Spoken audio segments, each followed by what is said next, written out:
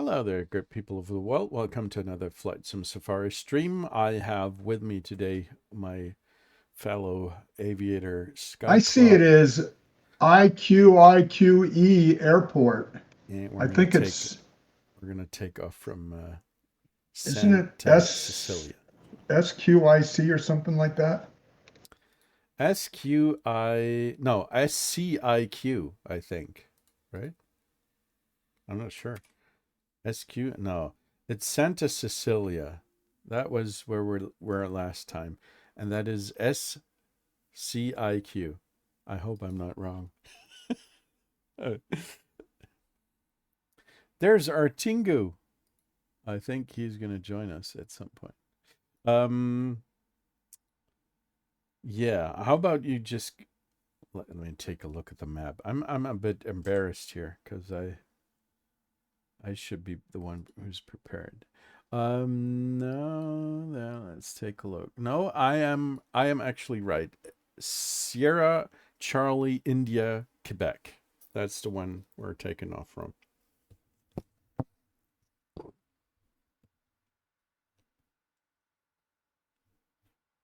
Okay. You got that?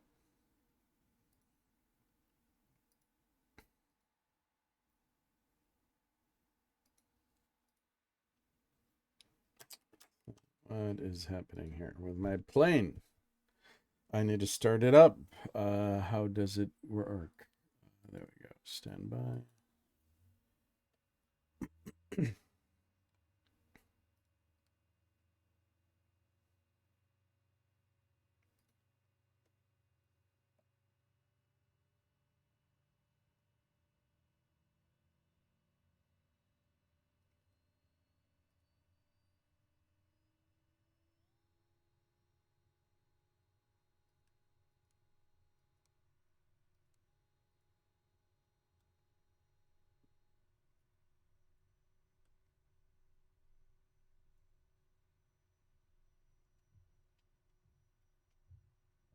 There you are, right behind me. Awesome.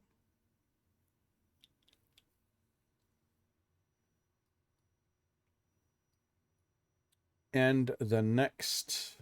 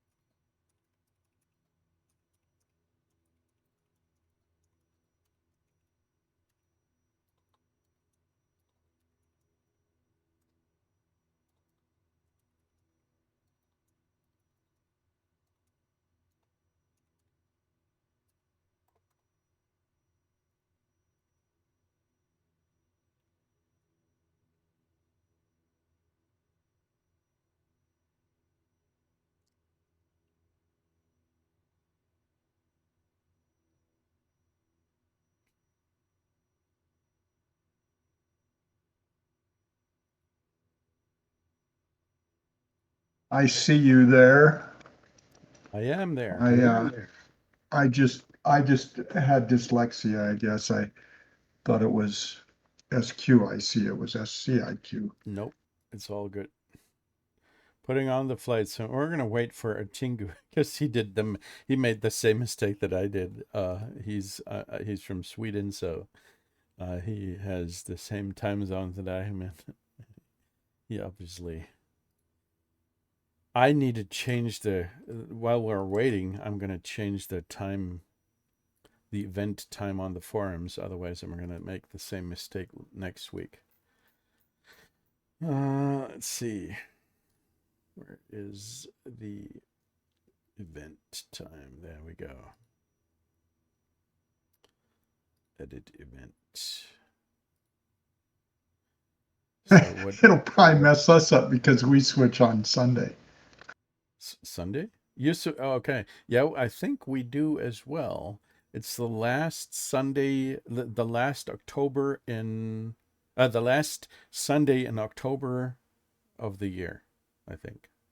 I think we switch. No, we switch on the first Sunday of November. Sunday of November. Oh, that's late. Yeah, they made it later for some reason. It was used to be in October, I think, and then they made it later, and then they switch earlier in the spring now too. Okay. 9 p.m., 11 p.m. This is Yeah, and really I'm okay. totally okay if you want to wait till uh the top of the hour to take off. That's No, no, no, no. We're gonna wait for our Tingu to spawn, and then we're just gonna take off. I mean, in the end, it's easy to just spawn in midair, right at in front or in the back of the people that you want. I had the exact same problem with a different flight that I wanted to do, and then I just picked the guy from my friends list, and I was able to spawn right in the vicinity of him. So it's not a big deal. are you going to be on Twitch? I am currently, I think. I hope. Oh, okay, let me look. I I I don't think should I have it be. updated.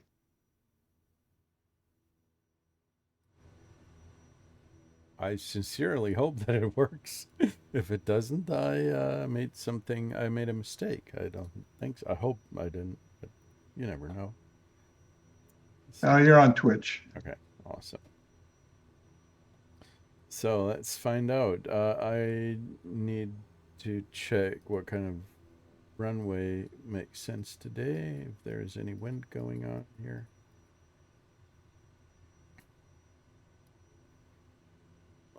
It's an exceptionally long runway. It's very narrow, but also very long. Share information. It might be a military airport, right? Iquique. The preferred runway would be 27, so it's the end right there where I am. That's easy. You're at the right end as well in your pretty Yeah, jet. I'm there.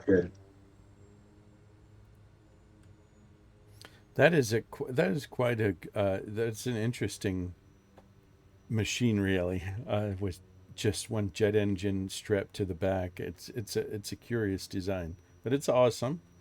I think I would love to fly in one of those, but Yeah, it would be quite interesting. I haven't seen any of those in Germany at all. Sometimes with my kids I visit airports all over Germany or even in some other European countries whenever we get the chance to drive by one of those, and then we're going to take a look and stay an hour or two and watch jets take off and land. But I never saw one of those Vision jets in Europe. Might be some. I'm not.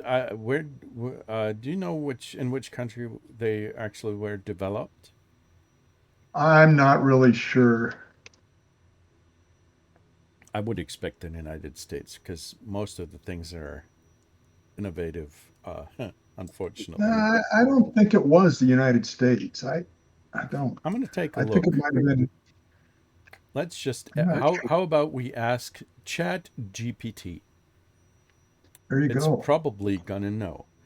There's this little jet called Vision Jet. And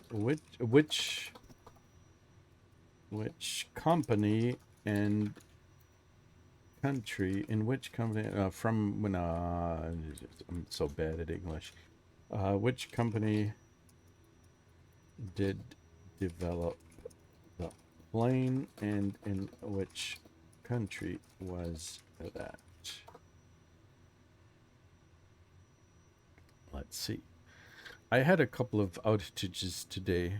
The Cirrus Vision SCF-50, also known as the Vision Jet, was developed by Cirrus Aircraft based in Duluth, Minnesota, United States. Of course, it's the United States, as I Oh, uh, wow. as I I didn't expected. know that.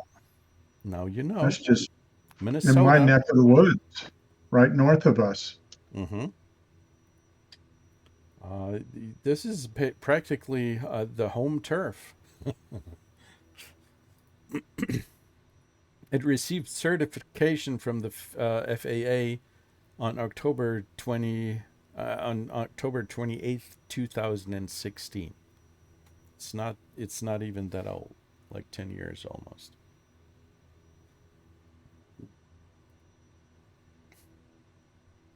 That's just a really strange place for an airplane to be developed. I mean, that's kind of like at the far north end of Minnesota on Lake Superior, which is like you know, it's just, it's like where they drill for iron ore and ship it across the Great Lakes. That's just a bizarre place for an airplane to be developed. I mean, I've never heard of anything being like that being in Duluth. That's just strange. Well, on the other hand, you're looking at a company like DeHer or DeHer. I'm not sure what it's how it's pronounced in English, but the guys who have developed the what's it called they bought the aviation the company Quest, which was developing the Kodiak that I'm flying, but they also created the jets. That's not the Pilatus. What's it called, dude? It's available in the flight sim here. Um, it's a French company, and I wouldn't have expected such a such a really successful plane to come from France. On the other hand, I mean, even Germany has some extraordinarily successful planes like Fokker, and I don't know. It's all from all over the planet, but the Surge jet is from the United States, and it's awesome. It's a it's an awesome design. And you're currently mating. I'm not sure what this is. This is a Piper Arrow, probably. The Piper Arrow is trying to mate you. It's consuming you, on my stream at least. It's sitting there. It's trying to eat you.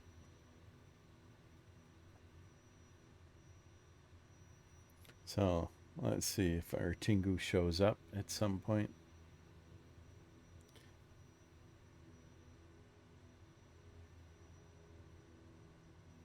If he's not going to show up in like 2 minutes, we're going to take off simply, and he will be able to join up. So what is the altimeter? It's there's low pressure today. QNH 948. That's not very high. What else might be interesting? The first waypoint for today will be Sierra Charlie Delta Alpha. Sierra Charlie Delta Alpha. Diego Arcena International. It's just 60 miles away.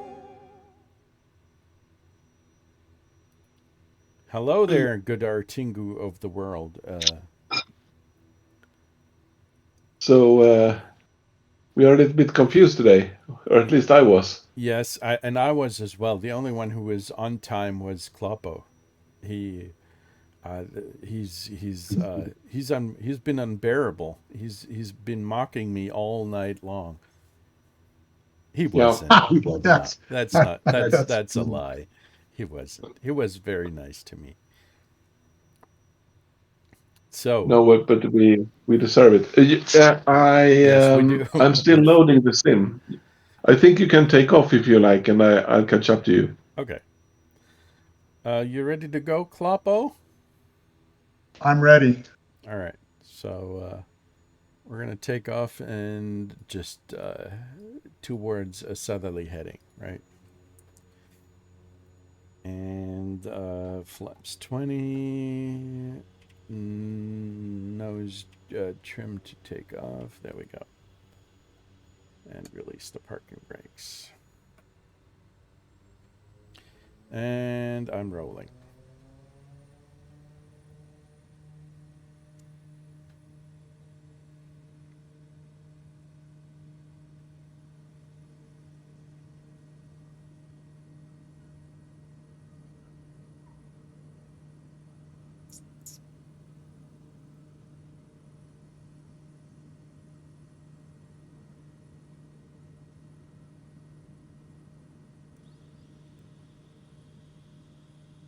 Raising the flaps.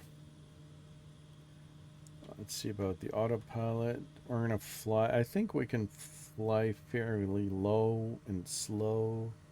I mean, that might be a little bit difficult with the Vision Jet, but let's say I'm going to fly it at 150 knots, indicated at 5,000 feet. That should be enough for initially.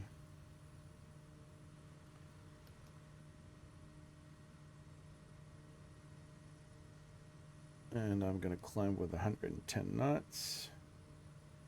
And I'm going to fly nav. So activate the autopilot. Reduce the RPM to 2,000.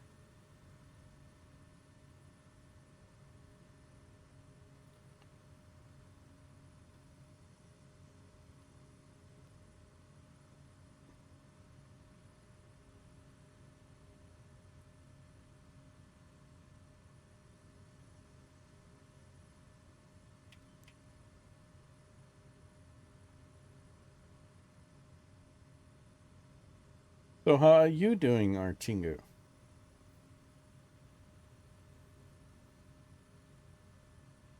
Awesome. I'm doing well as well.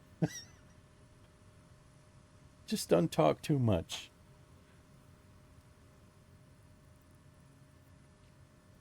He's not even here, Kloppo. He's pretending to be flying with us, but he's not.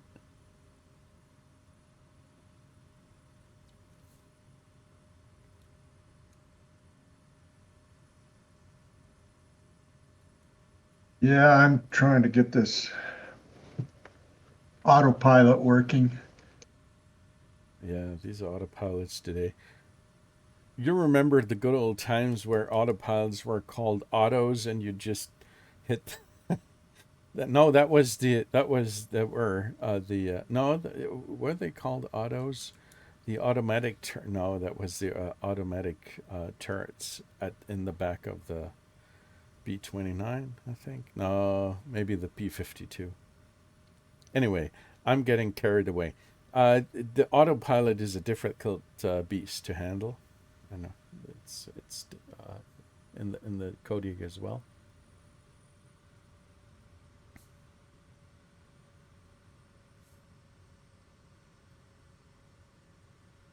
What plane are you? You're in the Surge jet, right? Artingu. Yep. Oh, so nice of you to listen. What kind of plane are you flying? I'm doing the Corvallis. The Corvallis, of course. Yes. Why am I Because we're going even to climb a asking? bit. Come again? We're going to climb a bit, or is it just by the coast? I haven't really checked. We're gonna fly towards the coast initially. I think that that an altitude of 5 or 6,000 feet might be enough initially. But we will fly back into the mountain range again, and it's going to be pretty high. So you might want to pick a plane that can do, let's see, 3,000 times 3, 4,000 times 3. It can do that. It can easily do about 12,000, 13,000 feet. Yeah. So maybe not a what's it called, the little yellow one. Of the Bonanza a lot, but then not. No, I'm talking about the Kloppo. Do you know the book? I'm not sure if I've been asking you this question before, but do you know the book Flight of Passage? I've heard of it. Okay. So they were flying a little plane. What is it called? Piper Cub, right? So that one is not going to be able to make 12,000, at least not easily. It's a tough job for this little plane. So your Corvallis will probably do the job, I would say.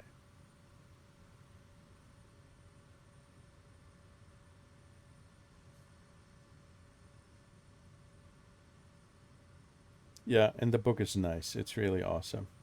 If you actually have the time to read, which might be difficult with all your grandchildren and everything else going on, but if you have the time to read, this might be quite an awesome.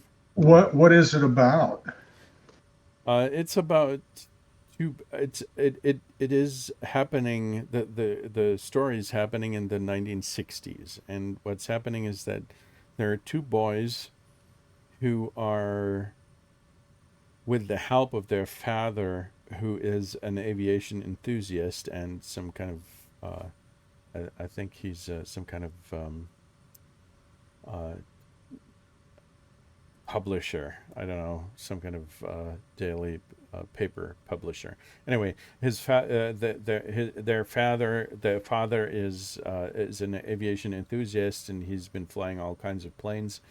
And the two boys are 14 and 16 years old, I think, or 13 and 15, somewhere in the mid and to late teens, and they're doing a cross country flight in a Piper Cub from New Jersey, somewhere around the area of Morristown, to California, and these and the little guys were the first ones at their age to actually do a cross country coast to coast flight. And the book basically tells the entire story, what kind of adventures um, they were experiencing, and what kind of difficulties that they had. And they were, with the help of their father, they were restoring an old Piper Cub, and tuning it a little bit. And during the winter, I think it was the winter of 1965 to 1966, they were restoring the Cub, and then they flew during the spring or summertime. I think it was June 1966. They flew their they did their flight of passage. That's what the book is called, from New Jersey to California. And it is an awesome read. It really is. There are a couple of really great characters and all kinds of weird things that are happening during their adventure, and it's awesome. It really is. That does sound like an interesting book. It is, absolutely. I can recommend it. And it was published in the late '90s, and I mean, you were an old man back then, but I was like 18 years old, I think, when I first picked up the book, and I read it in English. That was one of the first books that I actually were able to read in English, because back then I had enough English in my brain that I was able to decipher what was actually going on in the book. And that it on many levels, for me it's an exceptional read, but it's just a great story. It's been translated to several languages, but the original is the best in English. And so the author, whose name is Rinker Buck, he also wrote another novel which is called The Oregon Trail. I haven't read that one, but I think it's about a couple of people who are trying to recreate a trek from way back when. I don't know exactly, but using a horse and carriage, and trying to go from East Coast to West Coast in a horse carriage, something like that. Hi there, Uitvreter.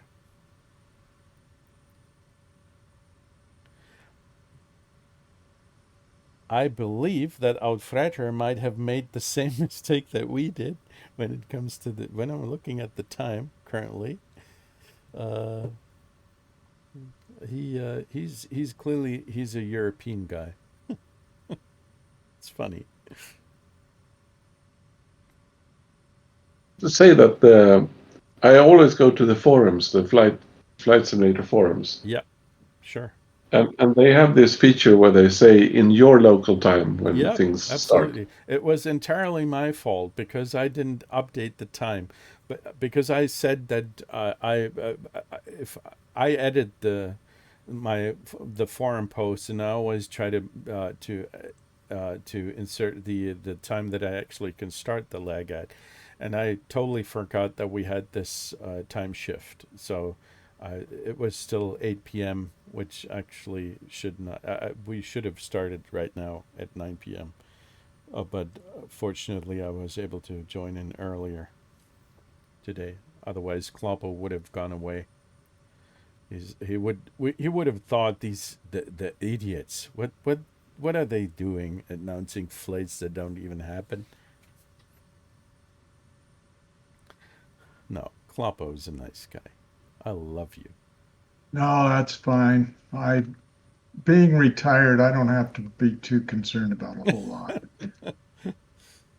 In some ways, I envy you because Yeah, having that, I would probably spend half of my day in flight sims because that is just what I love to do. I do find it very relaxing. Mm-hmm.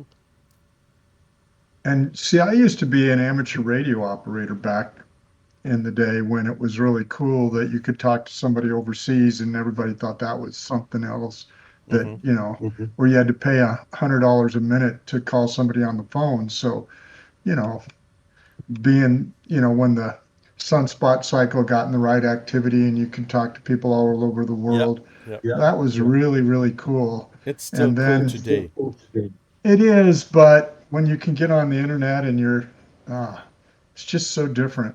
Yeah, But but it's kind of fun just to be able to wait talk. until the internet goes down because somebody is cutting some lines, or I don't know, let some idiot in this world decide to start a war, and you're being cut off from the internet. Then the radio will play a big role, and I think that being able to use this kind of technology is actually something that people should learn, and uh, not just for an emergency's sake, but also just because it's fun. It's My actually my my mother's passed away, but my mother's brother is 90 years old now, and he was the 16th employee, the first degreed engineer to work at Apple Computer, and he is now in a senior living center in California, and he at 90 went and got the highest class of amateur radio operator in the senior living center. He designed his own all band antenna in order to be able to have emergency communication in case they need it. And he came up with this portable system. I just hope I have half the mind he does when I get that. yeah, that's awesome. But that is an exceptional mind actually, who's able to do something like this. With my not so exceptional mind, did I get the right microphone now? Yes, you do, and you're as stupid as I am, and Artigu. Okay, yeah, I got it. Let's not talk about it. Where are we? No, we're gonna just uh, keep it under reps. Let me take a look at the map. We're heading towards Sierra Charlie Delta Alpha. We're gonna be there in a couple of minutes, and then I think we're gonna do a little full stop, very short one, and you can just pick up and join us there. So we're halfway between, Yeah, SIQC 2/3. Yeah, and SCDA. exactly. Okay, SCDA. Mhm. Diego Aracena International. Exactly. Iquique. Yep. The Iquique Oh. is the one where we started at, and the Diego Arcena is that where we're going to be in a couple of minutes. Okay, I'll go there and wait for you. Awesome. Yeah, I need to change the time on the forums, but it's funny enough that you made the exact same mistake that I did. I didn't even take a look at the clock and thought about the time shift that the stupid Europeans are doing still. What about the Netherlands? Aren't you guys discussing this as well? I mean, in Germany, we've had Yes, discussions about just abolishing this stupid stuff, winter time and summertime. But we have the same discussions, but there's no majority to end it right now. okay, unfortunate. It's the same in Germany. I can see you right there, Uitvreter, Netherlands. Yeah, where are you? I am still like 13 miles away from you, and Oh you're, yeah, I can see you. and I should be north of you. Yeah, you are. Okie dokie. You gonna do a touch and go, or Yeah, sure. It's okay? always nice. I'll get out of your way. No need. I can just, we're all ghosts here. What runway might be the preferred one? 19? I'm at 19. Yeah. Okay. If that is your preferred, I don't know, but It says, at least it says on the nav map, 19er might be. But I'm not going to do ILS because I don't know how it works, and I'm a newbie. Straight fly in. There we I go. don't know where my parking brake is. Well, that's not as bad as, well, it is as bad as not knowing how to operate the ILS, considering the amount of clouds that we have currently.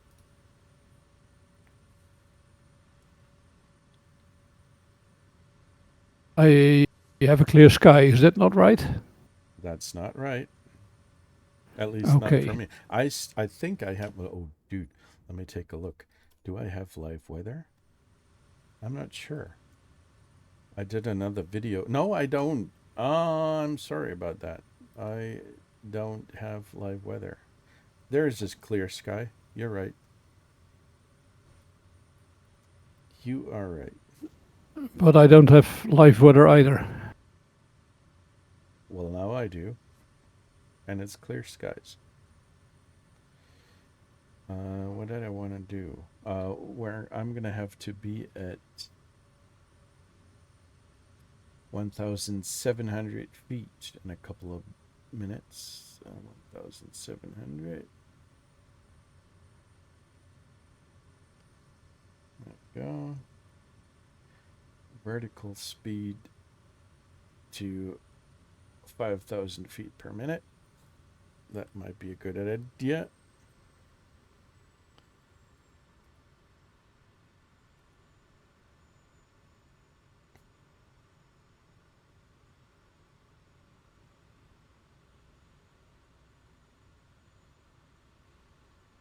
Artingu and Kloppo. Yeah, you're still behind me. That's good.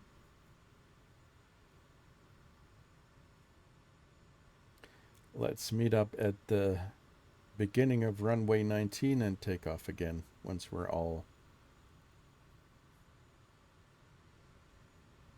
all arrived at the airport, I should say. It's a big one. The runway is 11,000 miles, 11,000 feet. It's quite big.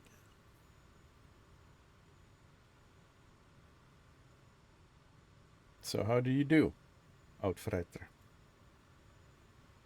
Well, a bit unsettled. Unsettled. I was trying to get. I'm in the Cessna 414 at the moment. Mm-hmm. Did you buy that one? Yeah. Mm-hmm. And I tried it in VR yesterday, and it is really, really pretty in VR because it has all the depth, and your instruments are glass instruments with. Looking at the HSI, you see the glass, you see the needle, you see the compass rose, and you see the deviation pointer. They're all at different levels. It's a really nice cockpit, and I tried to get in on VR tonight, but that's one of the reasons I'm late. Okay. Which one did you say it was? The Cessna 414. Nice. Yeah, I saw that Got Friends just came out with one called Vixen, a Ukrainian airplane. Have you ever heard of it? No, I haven't. It's a really light airplane that has dual seats in it, and two like you can have a co-pilot, and it's just really interesting.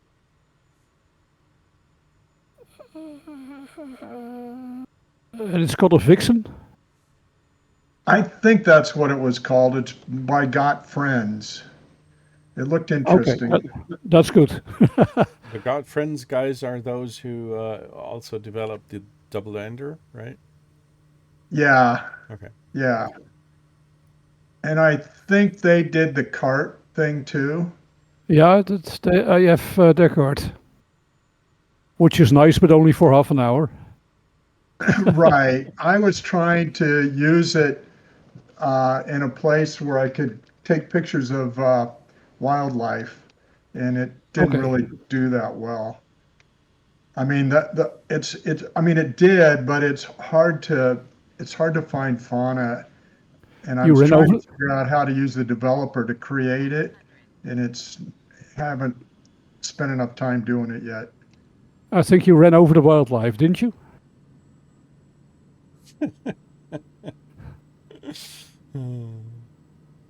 He did. No, I've really enjoyed playing around with that world photographer. That you know that's kind of fun. Yep, I haven't. Actually haven't because there's enough to do besides that. But I expect that it would be quite interesting or difficult to catch all the motives that you are assigned to photograph, right? Because obviously there are going to be some animals that are difficult to spot or that are not. Well, but yeah, and then it's like oh, you like some of the I think in Central America there's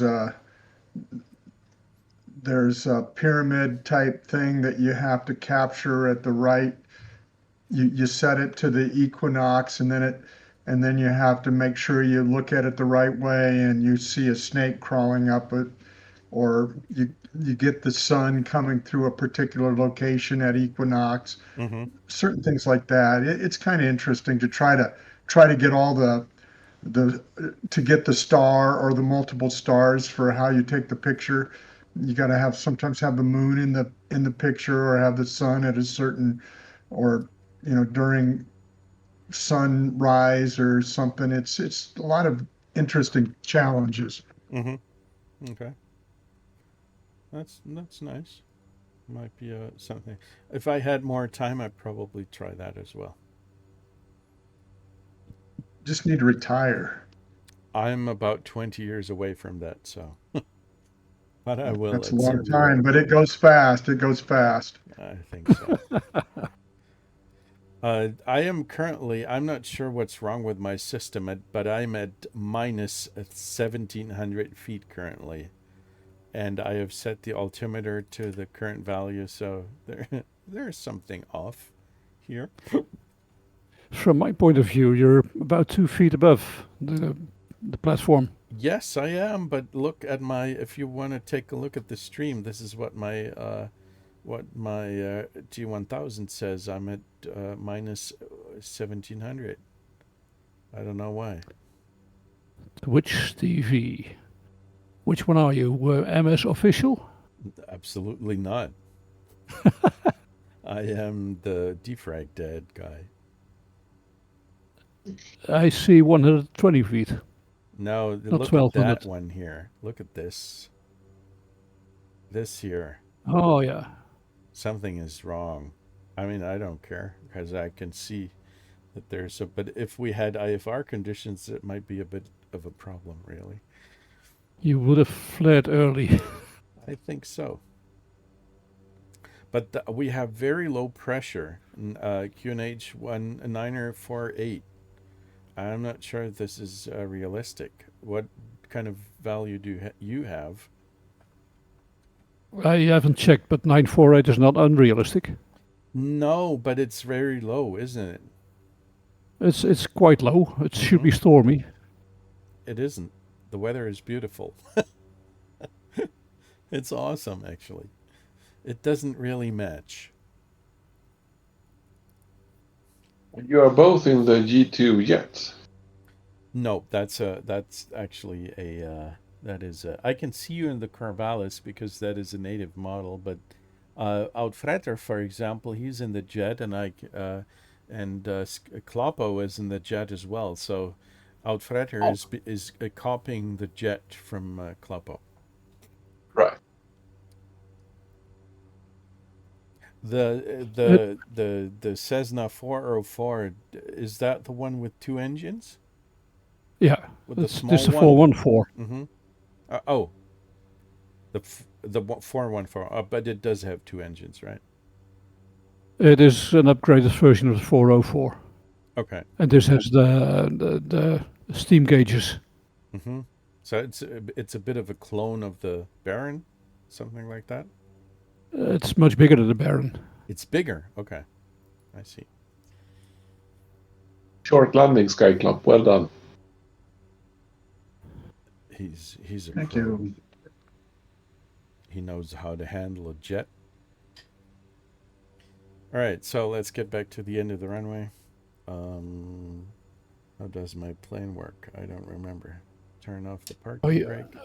Are you too big and too heavy to depart from the intersection? I think no, that it might actually work. I think I should be able to take off within about 300 to 400 feet, maybe. Because I'm empty. I almost have no fuel, and the Kodiak can do amazing things. Let's see how quickly I can get. Let's see some amazing things. I will try my best. Let's see. Laps to 20. Stuff, blah blah, and so on. Wonderful things happening here. Come on, accelerate as quickly as you can, you little Kodiak. There we go. I'll follow you guys. Did you see that? That nice. I didn't see that. I'm facing the other way. You can kiss my behind. I'm going to do it again, just so you can see it. How quickly the Kodiak can get off the ground. Because this plane is awesome.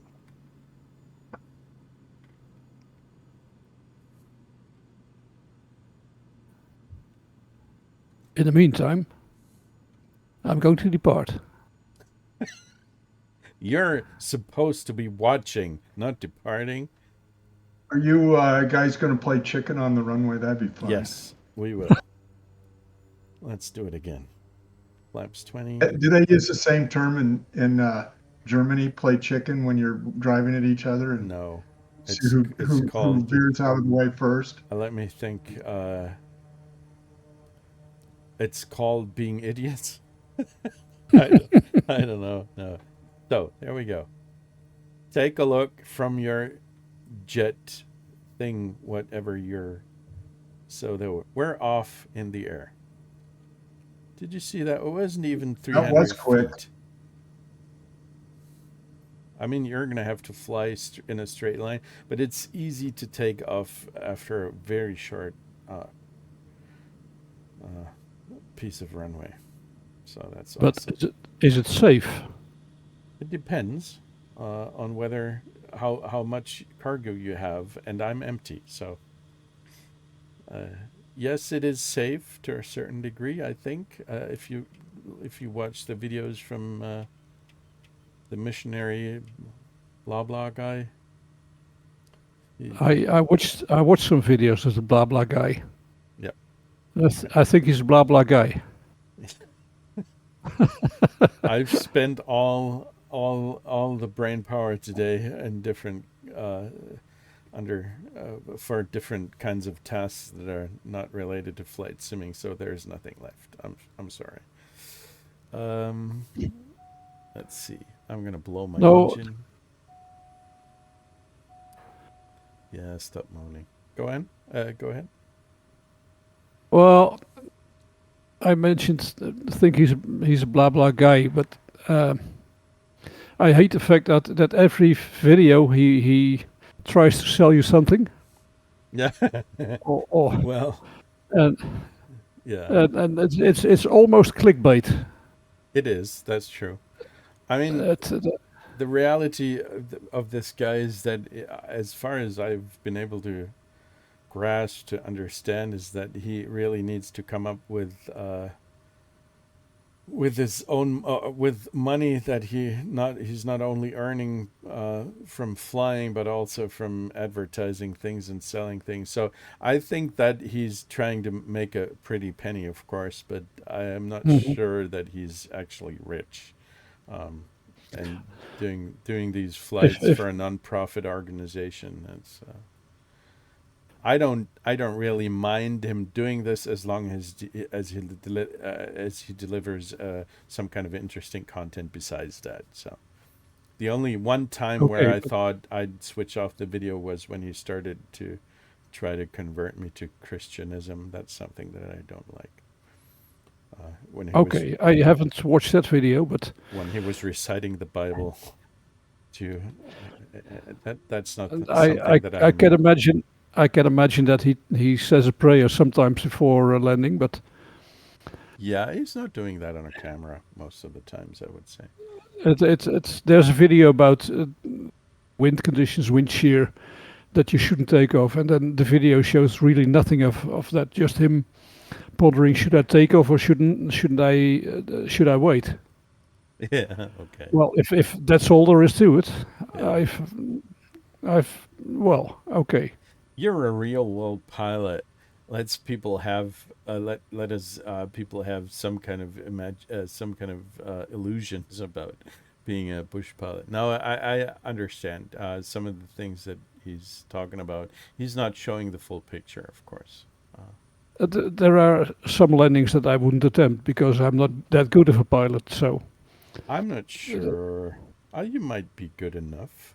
You're good enough. Today I have been listening to a radio station that's called wait. I'm good enough not to try that. Excellent person. Yeah, absolutely. No, I've been listening to a radio station which is called Positivity Radio, and Oh, good. once he's playing all kinds of music. It's funny because I've been in the office with another really nice colleague that I have, and we're always trying to pick out some interesting radio stations, and one of them was the Positivity Radio.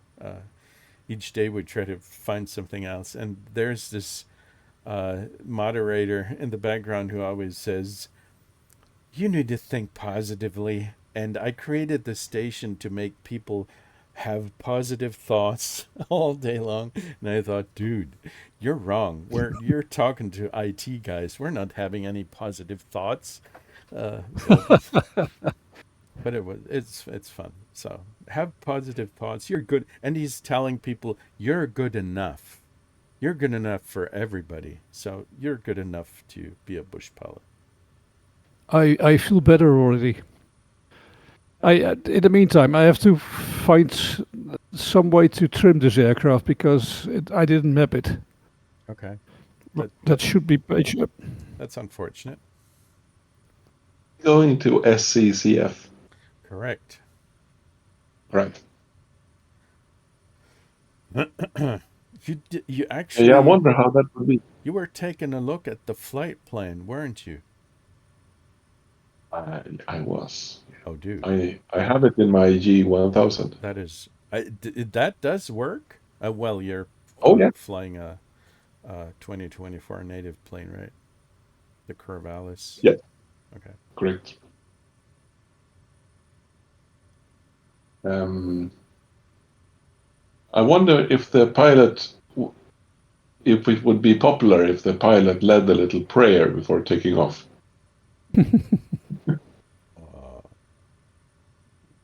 If I With was the a passengers. pilot, no, but maybe some other guys, yes. Who knows?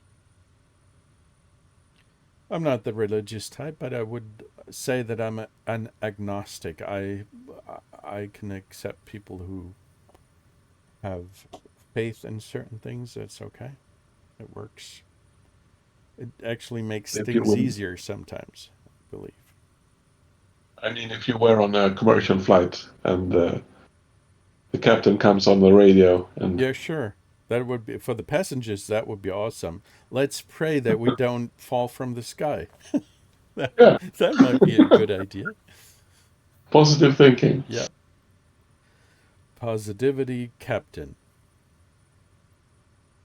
So now I have trim, but it's a bit rough. I'm nose down towards the ground. Okay. Well, I'm a person of faith, but we live in a very broken world. We do. That's So, true. Absolutely. so how it would be great to pray, but my faith is that, well, if we live in a broken world, there are absolutely no guarantees, and we don't even know what the plan would be, whether we go through the trials because it's trying to make us a better person or not. So yeah, we can be positive, but we still have to be prepared no matter what. Absolutely. I believe there is some positive thing about religion. Actually, I don't believe in some entity like God, but what I do believe is in community. And I have my children. I'm letting them develop their own belief. If they want to believe in God, that's fine by me. And they have. There's this community here in my hometown. Uh, they actually gather because of they want to sing songs, church songs, and so forth. I'm not going there because I believe in God, but I'm going there because I believe in the community, and these people are very nice, and they're taking care of each other, and that is the real value that I see in these kinds of and this kind of faith and community, because that's all what I think is that's the benefit, and I love this community, and I love the people that are part of it, and I can accept if they have a different belief in the greater things. But in the end, what really matters is that we're there for each other and talking to each other and making sure that nobody's being excluded or being treated unfairly and so forth. Is this part? I mean, in Germany, you have a state church, right? A Lutheran state church. Is the community that they're involved with? Is it part of the state church, or is it a different church, or I'm particular? not sure if I'm not sure exactly what state church means in English, but there are basically the most widespread religions, of course, are Protestant. It's not Yeah, called that Protestant and Roman Catholic exactly. generally. That's in Germany as well, and then of course we have Islamic people and Judaism and all that, but the most widespread religions are Protestantic, and most of the You church. got even Go ahead. you got even pronounce it. No, I'm sorry, but you know what I mean. And this, so the community that our family belongs to is some Protest Protestant, right?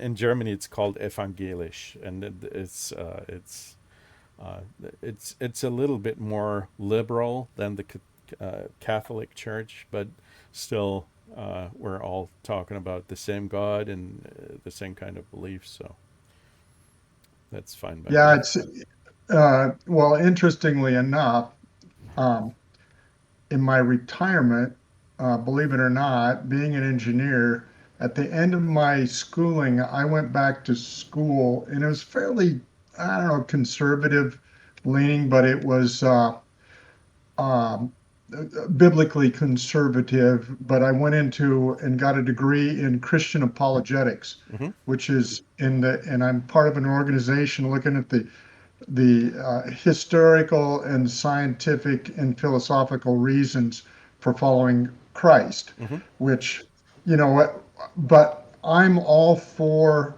open discussion, and not to not get upset. I mean, to me, if somebody totally disagrees with me, I don't, it's okay, because I think we're all susceptible to really strong bias confirmation. And yeah, I Absolutely. want to believe it's true, uh, and like to look at the evidence, but, you know, and so, but I'm really open to conversation, and I love having great conversation with skeptics. I Mm-hmm. remember at work, there was a guy and he left, and I was so disappointed when he left, because we used to have the best discussions on and he didn't have a belief, but we would have fantastic discussions, and he and I would we would just we just really enjoy hearing each other's ideas. Absolutely.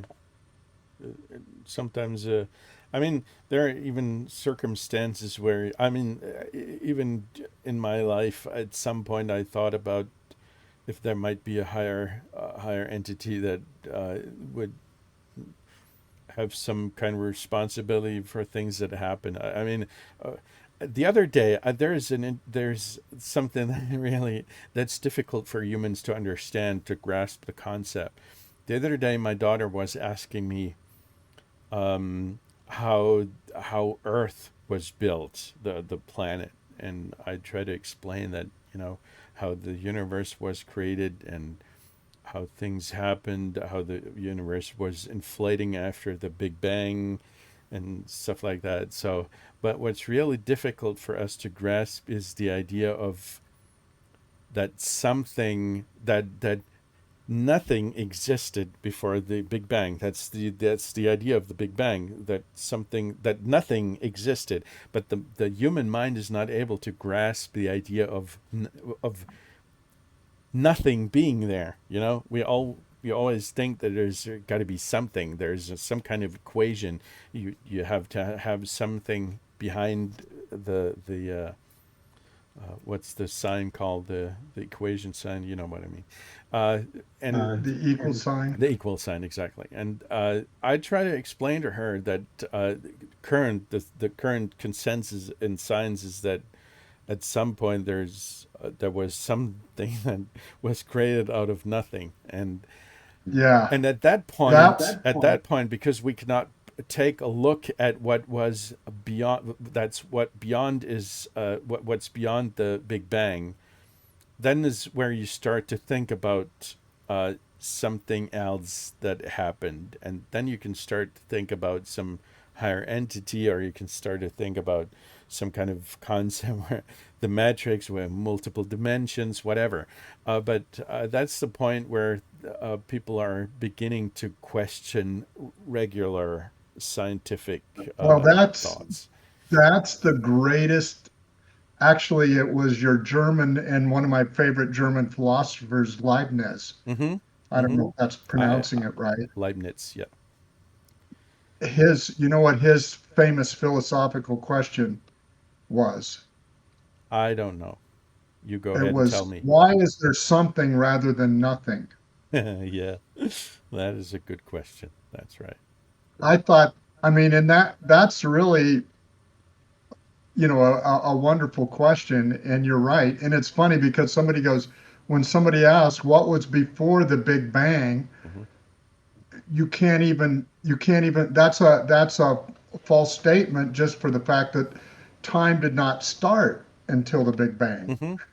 Yep. And so and then the real question that I like to dialogue on is, what came first, mind or matter? Mm-hmm. Yep. And that's really, a philosophical conundrum. Yep.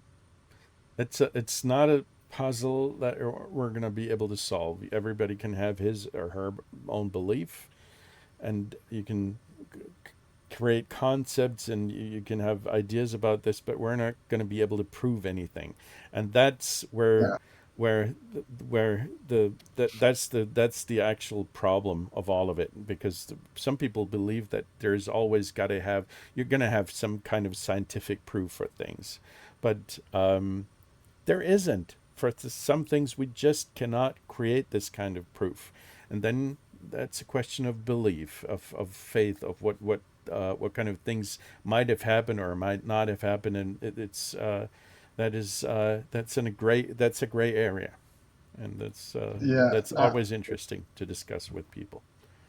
right, right. Yeah, you can, you're right that so few of any decisions we make is based on proof. We take what evidence we can find and make decisions based on the evidence. And I love the example that we don't even know for sure if we weren't created 30 seconds ago Hmm. and our entire being and our entire memory and everything was zapped into us. Yep. And is that, I mean, that is a possible scenario. I Absolutely. liked what one guy says, that was a cold case homicide detective. He says you have two different things. You have what's possible and what's plausible. Hmm. And so it's best to kind of look at what is plausible versus what is possible. Hmm. And so I don't know, you guys have probably heard of the multiverse theory where, Absolutely.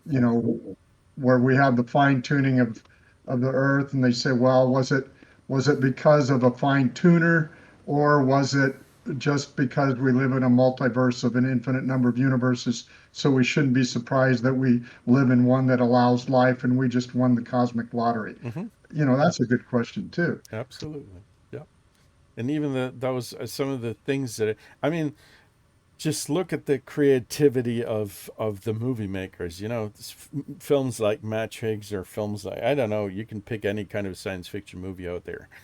They're always kind of scenario. There are different kinds of scenarios that, from a from a point of view, that where things might have developed into a different direction. The Matrix movies, for example, be a, that could be a possible scenario as well. I mean, it's that there are so many things that we cannot grasp, or we cannot give any proof that this might not be the case. Some of the things that we believe that are given, physics and all that. So, but that could also be some kind of simulation. So it really is. Yeah, I would tend to believe. I mean, I'm a Christian and believe in the resurrection, and Hmm. because my opinion is, if if the biggest miracle of all is the Big Bang. Hmm. I mean, I mean, what if, I mean, that just seems totally unbelievable. And was there something behind it? I Yep. can't prove that there was, Yep. but we can't prove that there wasn't. That's true. But and so, that that is really an interesting question. Yep. Can I just ask a question? Go ahead. Where are we going? We're going to Sierra Charlie Foxtrot. Charlie Foxtrot, because you are so far ahead, I can't see you anymore. What the heck? Okay. Why? No, you're not. You're at my 9 o'clock, about Wh- 1.1.7 miles away. 1.5 miles, actually. Yeah, you're just to the left and in front of me, Exactly. unless you went into some uh, alternate universe. Yep, he is. He's ended up at what's it called, from the where what's the world where Thor lives? Yeah, some kind of other world in the universe. Doesn't really matter. But Flight yes, sim world. the flight sim world, exactly. That's also one of the things. Why the heck did they not implement a system where you can fly? If you have 2020, 24, and maybe, I don't know, even an older version like FSX, why don't you why are you not able to join in the same Earth? Because it's the same Earth. But that's Microsoft shit show. Anyway, yeah, Kloppo, this is these kinds of conversations are interesting, and you can have all kinds of opinions, and everybody's entitled to his or her beliefs. Right. And I mean, as a person of faith, I'm not going to be offended if you tell me I'm nuts.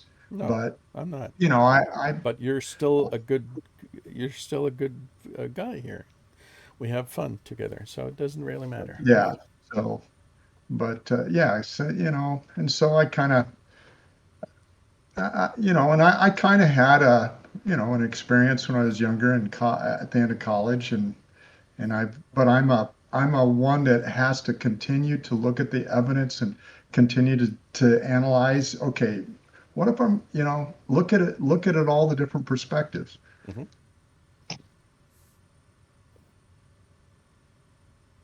But I love the conversation, but I'm very sensitive to some people that they just don't like talking about that, and that's totally fine with me.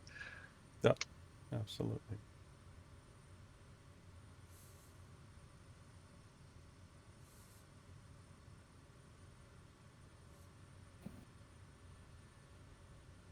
The good news is I can see you two again.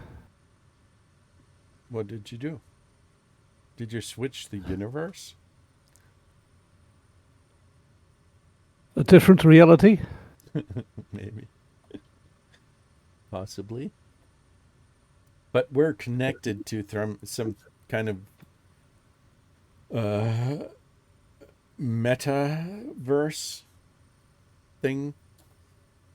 Dude, I need to spend some more time in the United States once the administration is gone. I'm sorry. I need to speak more English. I like to be more fluent, but it's difficult. Because actually, currently, I don't. Usually, I have the opportunity to talk to some English-speaking people in my job, and I do have some relatives which I rarely have contact to in the United States. They live in El Paso, but most of the time I'm if I'm speaking English, most of the time it's if I'm doing this kind of thing here with a flight sim, because otherwise, and with my wife, if I want to have a secret conversation with my wife about things that should not concern the kids, we're switching to English. But my daughter is actually learning English, so our secret language is going to be gone pretty soon. Oh, yeah, that makes it tough. Unfortunately, we're going to have to switch to French. My wife can speak French, but I can, so I need to learn. Or we both wanted to actually learn Finnish, but Finnish is so damn difficult to learn. I'm not sure we're going to be able to do this within our lifetime. But it's an Probably your interesting kids will language. probably your kids will have mastered it sooner than you. Very, very likely, yes, indeed. But your English accent is amazing. You could work as a spy or something. Sure. No, not really. Yeah, He does. my problem is I am a spy actually. Let me think. I need to come up with something. How about FSB. Cuba? No, not. I'm not. I'm not the. You would have picked up that I'm from Russia. He probably is an Apple guy that's a spy against Microsoft. Oh yeah, I actually have an Apple computer right here that I'm using for work, and I hate it. It's one of the worst computers that I ever had. Most of the time, I'm really angry about the restrictions that I have in the system, and the latest update that Apple published with that's adding so much convolution and bullshit to the entire UI that I don't know. I would like to switch back to the previous version, which is not possible without a major hassle. So no, I'm not an Apple guy. Really, I am not. This is That is what you say now, that's but against my personal belief. No, I'm not an Apple guy. I am. You could maybe I'm a guy for the Ubuntu community.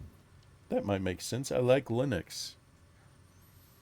You must be working for Linux. Oh, well, yes, I am. Or Absolutely. maybe Unix or CPM, bringing CPM back. I'm not that old, but yeah, I get the idea. You can talk about this to Vinny because he's had this kind of experience. My first computer that wasn't a video uh, game machine was Apple IIe.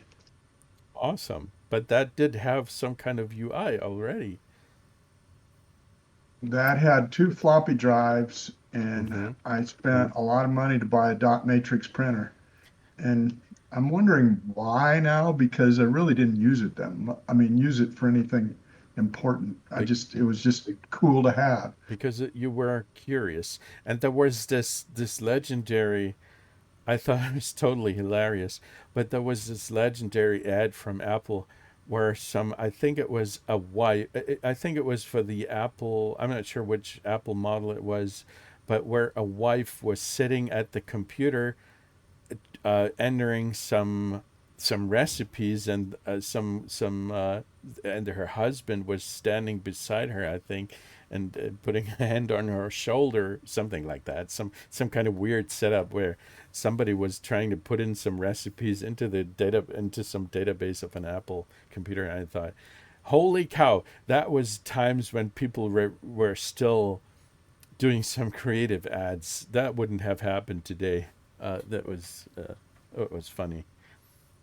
Well, actually, my uncle was kind of the project engineer for the Apple III, which Hmm. never worked well. And he gave my grandmother, when I was in college, an Apple III computer. And it was just like, and that's all she did with it was enter recipes in it.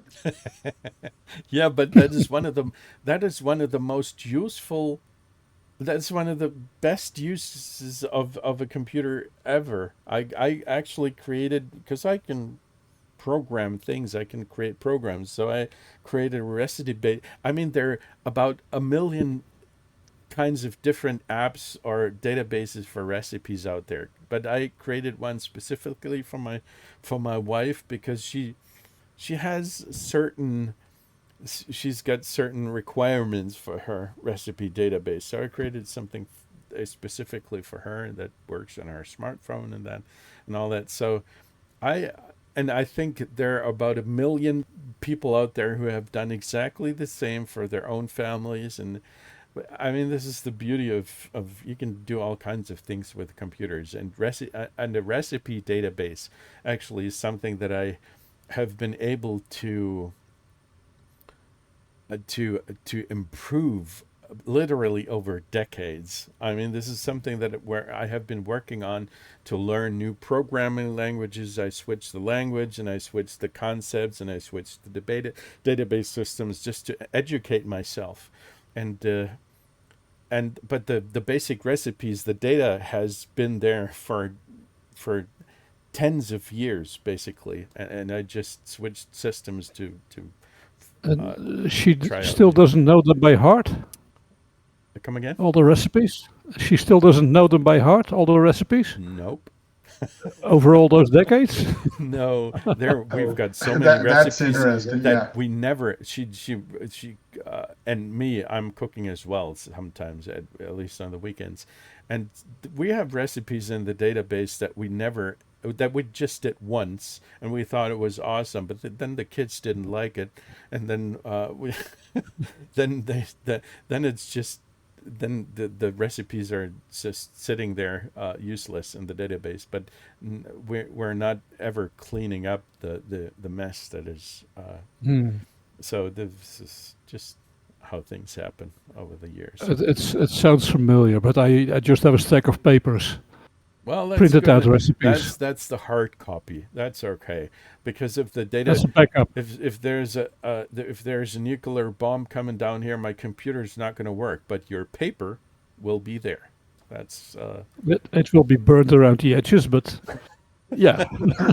When you're Well, let's or talk about an EMP, right? yeah, the EMP, if you have Exactly. chips in your Yeah. oven, well, Or forget about it. let it be some kind of sun eruption. You know, and it doesn't even have to be a nuclear detonation. It is we can have some kind of event from space where all electronics on Earth are going to be fried, and then we're going to be glad to have some kind of hard copy on paper. I'm a doomsday. I'm a doom. What are these guys called? The The doomsayers? preppers. Are Well, you a the Wall Street prepper? Journal just had an article about preppers.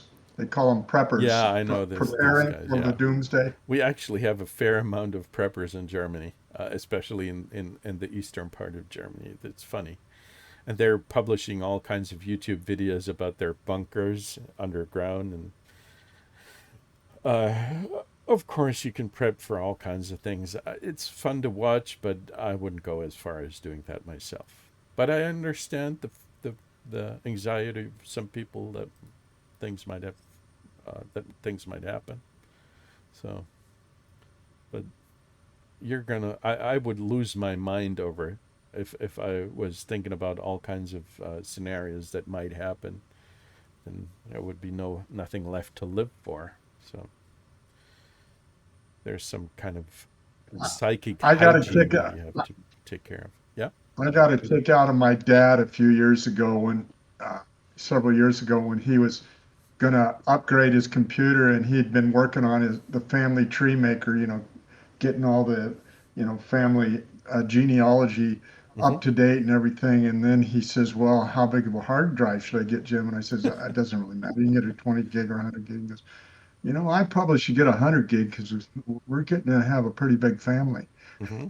Oh, I just had to laugh. You have no idea how little data some of this stuff takes.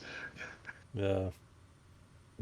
Sometimes people just don't have an idea how much 100 gigabytes really is. I mean, that's a lot of paper, but it's fun. What's really interesting is when you look at what a cube of DNA, the Mm-hmm. amount of information a cube of DNA Oh yeah. takes compared to the size of a whole warehouse full of hard drives. Oh yeah. Or- Absolutely. It's amazing. But if you look at people and companies, we have all this artificial intelligence craze right now going on in the world. A couple of months ago, I was holding some kind of presentations for people who didn't have a concept about the large language models, and I try to put that into perspective and tell them what kind of a miracle the human brain really is, because we have this unbelievable processing power and this amazing ability to store all kinds of memories and our ability to formulate speech and all that with with the tiniest amount of energy compared to what you need to run these large language models. I mean, our brain is using, it's a rough estimation, but our brain is using the equivalent of a 20 watts, or I think 20 or 40 watts light bulb every single day. But if you look at what it is necessary to run, for example, the large language models of ChatGPT or Gemini or something like that, it's not even it's even hard to grasp the idea how efficient the human brain is and what we can do with it. So that is still people don't believe me when I say that the human brain can. It's a whole lot better than every language model out there, but it only consumes the tiniest amount of power compared to all these large language models, and that's just a miracle. That is very, very fascinating. Mm-hmm. And the other thing is and I think it's very interesting discussion. What is sentience, Mm-hmm. meaning self-awareness? Oh yeah. Would AI be able to get it? And then when you look at the complexity of the left brain, right brain, and the communication going dude. back and forth. Yep. And then also AI doesn't understand what tasting is, doesn't understand what physical pain is. Yep. You know what you know, and there it's just going to be interesting to see what happens in the next. I don't know if I'll live long enough to see the where things go, but it'll be interesting. I think you're going to live long enough to see that humankind will have some very profound struggles with what's happening. I mean, this AI bubble is developing in a very quickly, and it's going to burst at some point, I think, because there's still no there all these big companies that are creating these AI systems. They're not still profitable in any way, so there's going to be an economic bubble that's going to burst. But beyond that, the question is, what is, like what you said, is what makes a sentient being? And if AI is able to at some point, from our perspectives, simulate what we do and is able to answer the same kind of questions, inevitably that will happen, that we are not going to be able to determine whether the questions that we're going to get answered from an entity, whether that's AI or a real human being. We're going to be at that point at some time in the future. But the question is, what is sentience? What is an AI going to be able to do, to have the same kind of conscience that we have?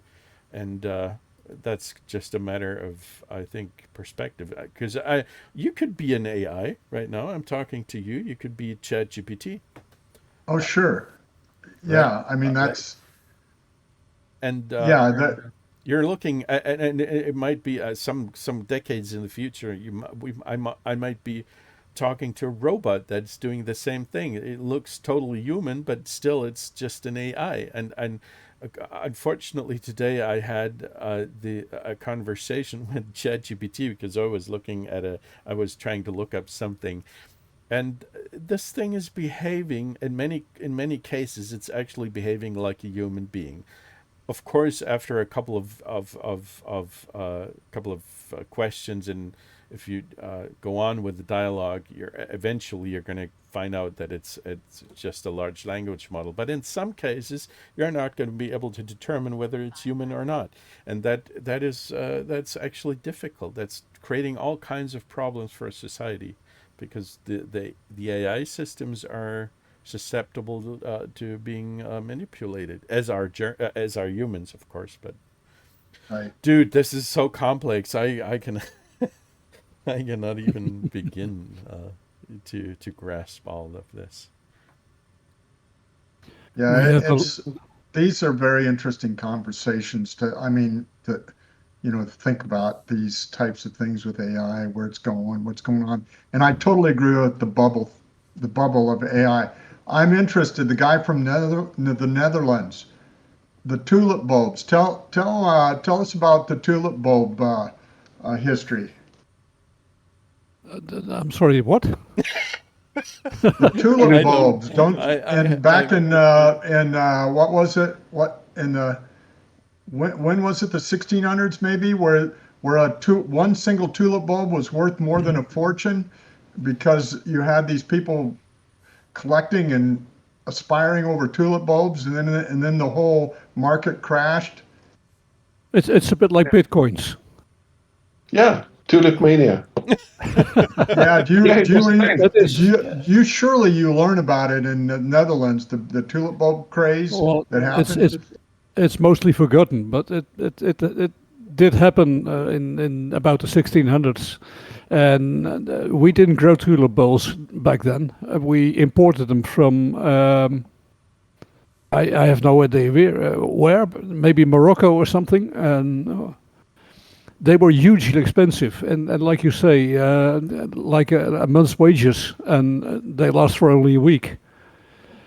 And they're a symbol of wealth. And now you buy 10 of them for €2, $2. It's just like I say with bitcoins. It's just what people think it's worth. Right, right.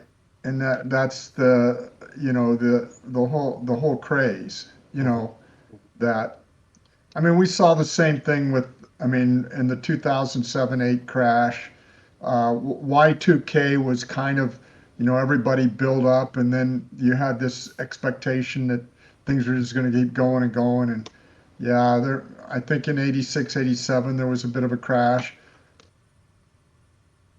And it's interesting. I was just seeing something that in the 1790s, right after the Revolutionary War, they were making predictions of how fast the United States was going to grow in population. So, a guy by the name of Robert Morris was very wealthy, and he signed the Declaration of Independence, the Constitution, and I think the Bill of Rights. He was one of the few guys that had signatures in all three. So he was buying, I don't know, over 1 million acres of land, thinking that he was going to make a fortune. And in the late 1780s and the early 1790s, land prices totally crashed, and he ended up going to debtor's prison. Yeah, well, that's just unfortunate for him because his predictions didn't come true. So this is That is it's a gamble. exactly what happened. What happened to my shares of Apple? Oh, dude, you shouldn't have invested in Apple. This is just a I roller bought coaster ride. I bought them when they were about €9 or 8, something like that, and they went even lower than that. Oh, So when they finally came back up again, I sold them at 8 or €9 again okay. Well, to cut my losses. that's it's a gamble. It's a huge And gamble. then did it go way up after that? Hmm But you're still here. You still have fun in your life. Money isn't everything. The key is not putting everything into one basket. Well, that's the key is to keep informed and make sure that you make the right decisions. But many people first of all, many people don't have the necessary amount of money to invest that you can actually make something out of it. And second thing is that people are not going to have, or many people don't have the time to stay informed and make the right decisions at the right time. It's also a matter of the right mindset. Just don't panic if things go wrong. And it's a long game. It's a game of long. I don't know what it's called in English. You just to keep you shouldn't be irritated by market by drops and all that. You know what I mean? No, I mean that's what Warren Buffett says. He says that Yeah. most people they just sell when they shouldn't, and they buy when they shouldn't. Yeah. What does he know? Not I'm looking at Artingu. He's been quiet for a while. Yeah. Do you see the runway already? Yeah, but I found there's a mine here, mining operation. Did you I'm invest? flying right over it.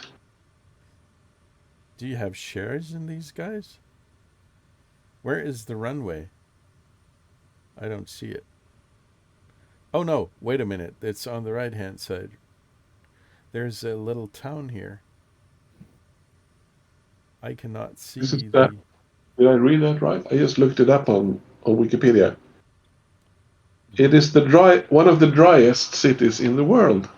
Yep, and we're at one of the driest places on all of Earth, actually. There's, I think it was mentioned in the introduction of this tour. We're in the driest highlands of the planet. Awesome. I'm gonna drop some water here. Maybe We'll have some You plans. you gotta on, piss. You gotta piss out of the window. Oh, please. This is supposed to be a family-friendly channel, right? Oh, your family doesn't piss. How about you say urinate instead of piss? We're gonna urinate out of the window. That sounds more like it. I'm gonna teach you a Dutch word, zeiken. Second, what does that mean? Right. What do you think it means? Piss. All I can say, you better make sure that the window behind your window is closed. Oh yeah. I have some strange bug where the flight director switches on and switches off, and switches on and switches off, and switches on and switches off.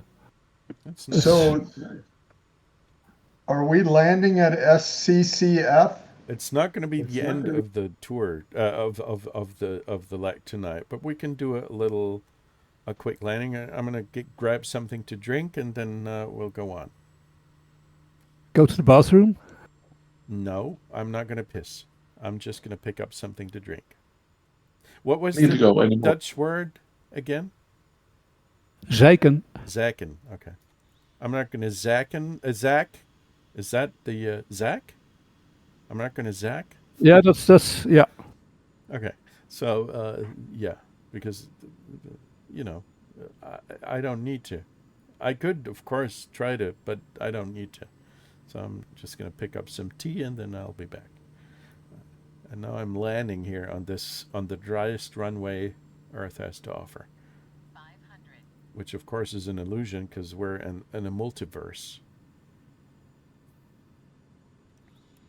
I need some flaps.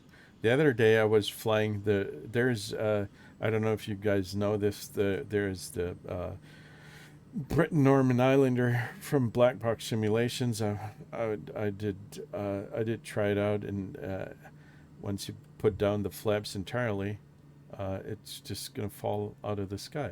It's funny. They completely Oh, that sounds like bugs. they completely messed up the model. I don't know.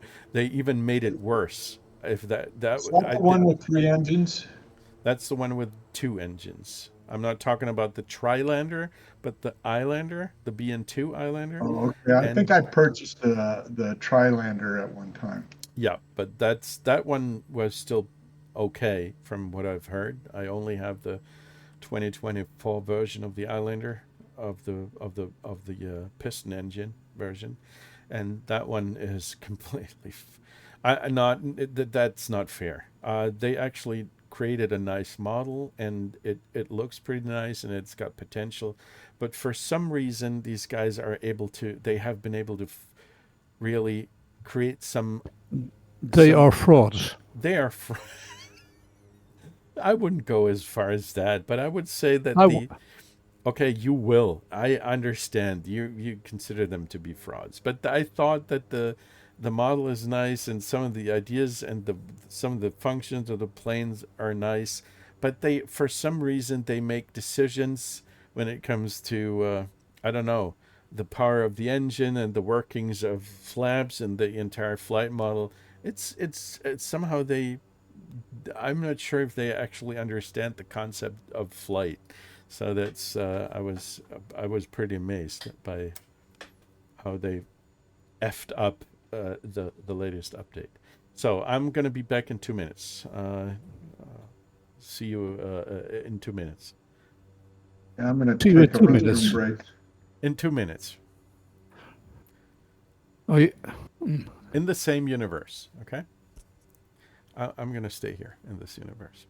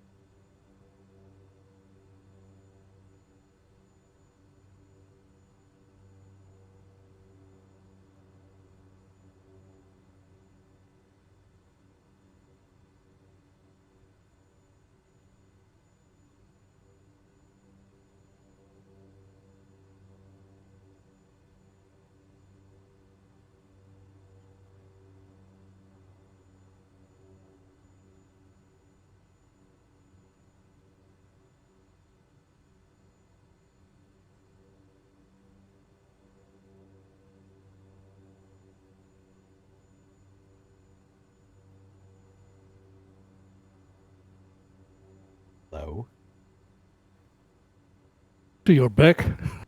I am back. How are you doing? It is funny. I see your back. I don't see your back. You're back at the computer. I am. You're seeing my back. I see your back. You've got the executive seating. Are you? I have you're a no snob. such thing. You're a snob. You're a rich person pretending to be one of us, but you aren't. You're flying your own jet here. No, you're actually in a. It's not you. It's Kloppo. Kloppo is the one. He's flying a jet. You're just pretending. It's oh man. I have a simple propeller engined aircraft, an Yes. old one. You're a poor guy. I understand. I have a steam gauge aircraft. Yeah. It's also being propelled by a steam engine. I understand. So Maybe, yeah. the final leg for today will go to Cerro Moreno International, Sierra Charlie Foxtrot Alpha. Let's put that into the Garmin system. You're going to teach me to do an IFR approach. No, you're not, because this thing doesn't have an IFR. It doesn't have this kind of, you know what I mean. Flight plan. Sierra Charlie. Sierra Charlie Foxtrot Alpha. This is a big place. The town is huge. It is. Okay. Awesome. Who wants to live here? Wait a minute. Sierra Charlie Foxtrot Alpha. There we go. Cerro Moreno International. But there's no town down there. Almost no town. I mean, this is not, I wouldn't even call it a town. I wouldn't even call it a village. This is more like a trailer park kind of community down there. Oh, are we talking about where we are right now, Kalama? They have VOR DME approaches and RNAV approaches. Which one should I teach you? Yes, go ahead. Just teach me something that I. And which one is it? It's the 01? No, the 19. The 19er, right? I have no idea. Oh, dude, you're supposed to be the one teaching me. We have two different approaches: the RNF Y and the RNF Z. The one is a GPS approach. The other one would be, I don't know what this means. R and D. Also, RMP is without any radio beacons, Okay. just navigating on GPS. Okay. And both of them don't have. ILS is vertical guidance. You know what altitude you should be. You have a glide slope. Mm-hmm. And in principle, an RNF or a VOR DME doesn't have that. Okay. So you know you're going in the right direction, but you don't know. You have to figure out what altitude you should be. It's just a horizontal guidance system, so to speak. Yeah. Okay. So. And depending on what you're flying, it could be that you're what is it? 1,000, 3,000? 1,000. 1,000 makes a glide slope for you. It does. Most of the time it Okay. works. Now, well, try it out. I will. I'm going to take the Y19. Right, we're just going to put that into the system here. We've got the options of vectors and their approaches. There are certain waypoints here. Dalto initial approach fix or Ariki, whatever that is. I could take a look at the map. Of course, there's a little nav If map. you, And it might make sense to pick one that's in our direction, right? I don't know about the weather, but It doesn't matter. I mean, there's beautiful skies. weather doesn't matter. No, weather doesn't matter in our In our particular case, it doesn't matter. But where's the Dalto waypoint? There's supposed to be it's called the Daltons. I mean, the guys from Lucky Luke, the Dalto. There it is. Mhm. Dalto. So, let's see. It doesn't make any sense. Ricky, where's Ricky? Dalto is the completely wrong direction. Ricky. Where's Ricky? If I enter this into the search, Ricky. No, it doesn't show up. Of course, it doesn't. Would be. Oh, there's Ricky. That is good. That is exactly in our path. So we're going to choose the Ricky approach here. That might make sense. Okay, we're going to ignore the feet stuff. Okay, this looks good. Is everybody ready to go? Has everybody gezeikt? Yes, sir. Oh, awesome. How about you, Artingu? What? What? You're not even paying attention, dude. It's typically Swedish. Let's see. We're going to take off, okay? You ready? He still doesn't pay attention. My parking brakes. Artingu? Hello?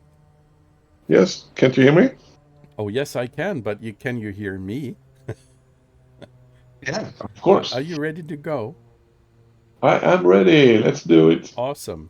Did you drink or consume Yeah. some kind of... Okay, that's honest. I can work with that. This is where we pray. This is where we just take off and hope for the best. Right? Uitvreter. No, don't overtake me. This was not the...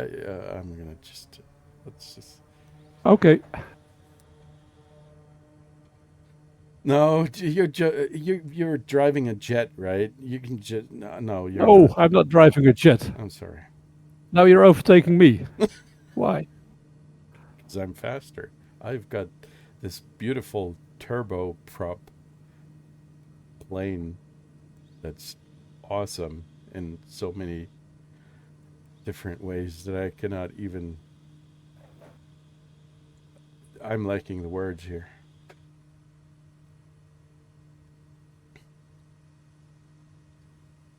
Kloppo, were you on the last couple of... you're flying with the bush divers, right? Sometimes?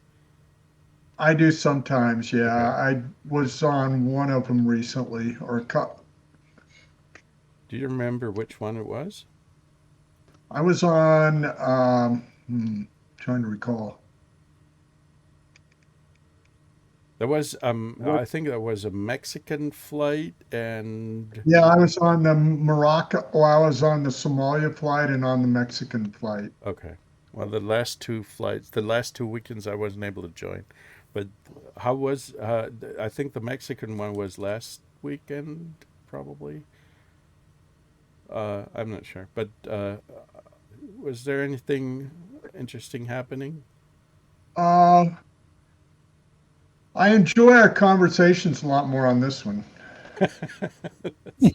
That's nice. I mean, yeah, it's pretty crowded usually. It's kind of crowded, and it seems like there's a couple people that are, there are a lot of people that kind of have been on it a long time, and they know each other pretty well. Exactly. But I mean, it's fun, and the scenery is usually, they do a good job of trying to, I don't know, follow rivers and canyons and stuff, and yeah, it was quite interesting. The one on Somalia was quite interesting. It was Africa. That was pretty bizarre. Actually, you remember that we ended the Iceland tour last Thursday, I think. Well, you were there. right? When we ended that the Yeah, ring road rally, that was right? right too. So what we're gonna do on Thursday, I'm not sure if I'm gonna be able to make it, but I will announce it on the forums. But if I will, we're gonna do some random flights. I have this random flight generator, and we can basically decide what kind of flight time we want to put in there, and I think at the beginning of the flight, we're just going to we're going to make a choice. We're going to put in we're going to ask the flight generator to generate 3 different flights, and then we're just choose the one that people like the best, just to explore the world a little more. Because sometimes I mean, if I'm thinking about flying, then it's usually got something to do either with the United States or maybe Papua New Guinea, because these are the areas that I'm interested in, or Alaska, maybe Germany, because that's my home turf. But there's so many places in this world that are interesting, that might be even interesting to see or explore in the sim, even if it's not real. It's real enough in many cases that you can get kind of an impression what it might be in real life, because there are so many places on this planet where I'm not ever gonna get, because obviously I'm liking the time and the funds. But this is the flight sim is one of the best ways to try to find out to visually explore these places, and we're going to do some random flights and try if this works for this group. I've been to many of those places, and I fly Hi. aircraft that I would never in real life fly, like the DC-6 Yeah, sure. or the Cessna 414. Okay. But this is not about flying at 35,000 feet. We're talking about flying low and slow and actually exploring the satellite imagery. I'm not flying at 35,000 feet. With the DC-8? The DC-6. Oh, the DC-6. Okay. What was the service ceiling for that? I have no idea, but 25,000 something. Okay. Well, it's still pretty high. It's not exactly bush flying type of exploration. Did you fly commercial airliners, or yeah, I did. what were the models that you flew? 737, 747, and Airbus 330. So were you flying as the captain on the 747? As a co-pilot. Oh, the co-pilot, sure. Yeah. No, I was able to fly jump seat a couple of times on those. That was kind of interesting, testing out the SATCOM system. I've only ever been a passenger in the 7.4, but it's an awesome plane. I mean, this is the pinnacle of passenger flights. So did you ever use the SATCOM for either ACARS or for voice communication, the satellite communication system? Yeah, I did. Is that what you did as a job? Yeah, I worked for Collins Aerospace in Cedar Rapids, Iowa, and yeah, we designed the Collins radio equipment. The competitor was Honeywell, and so what airline did you fly with? KLM. Of What was course that? he would. KLM? Yeah, Yeah. I can't remember if they were Honeywell or Collins type. I can't remember either. I never looked at the name tag. Yeah, it wouldn't be. I mean, the operation pretty much looks the same. Mhm. A little different maybe, but that's why they have I did a lot of the working on the industry requirements, the ARINC, requirements, like Airing 741, Airing 761, all those requirements to develop the satellite communication systems so that they were compatible. And it was always interesting because you'd have competitors trying to push their product that everybody else had to use their stuff. Mm-hmm. Bit like Microsoft. Yeah, kind of like Microsoft.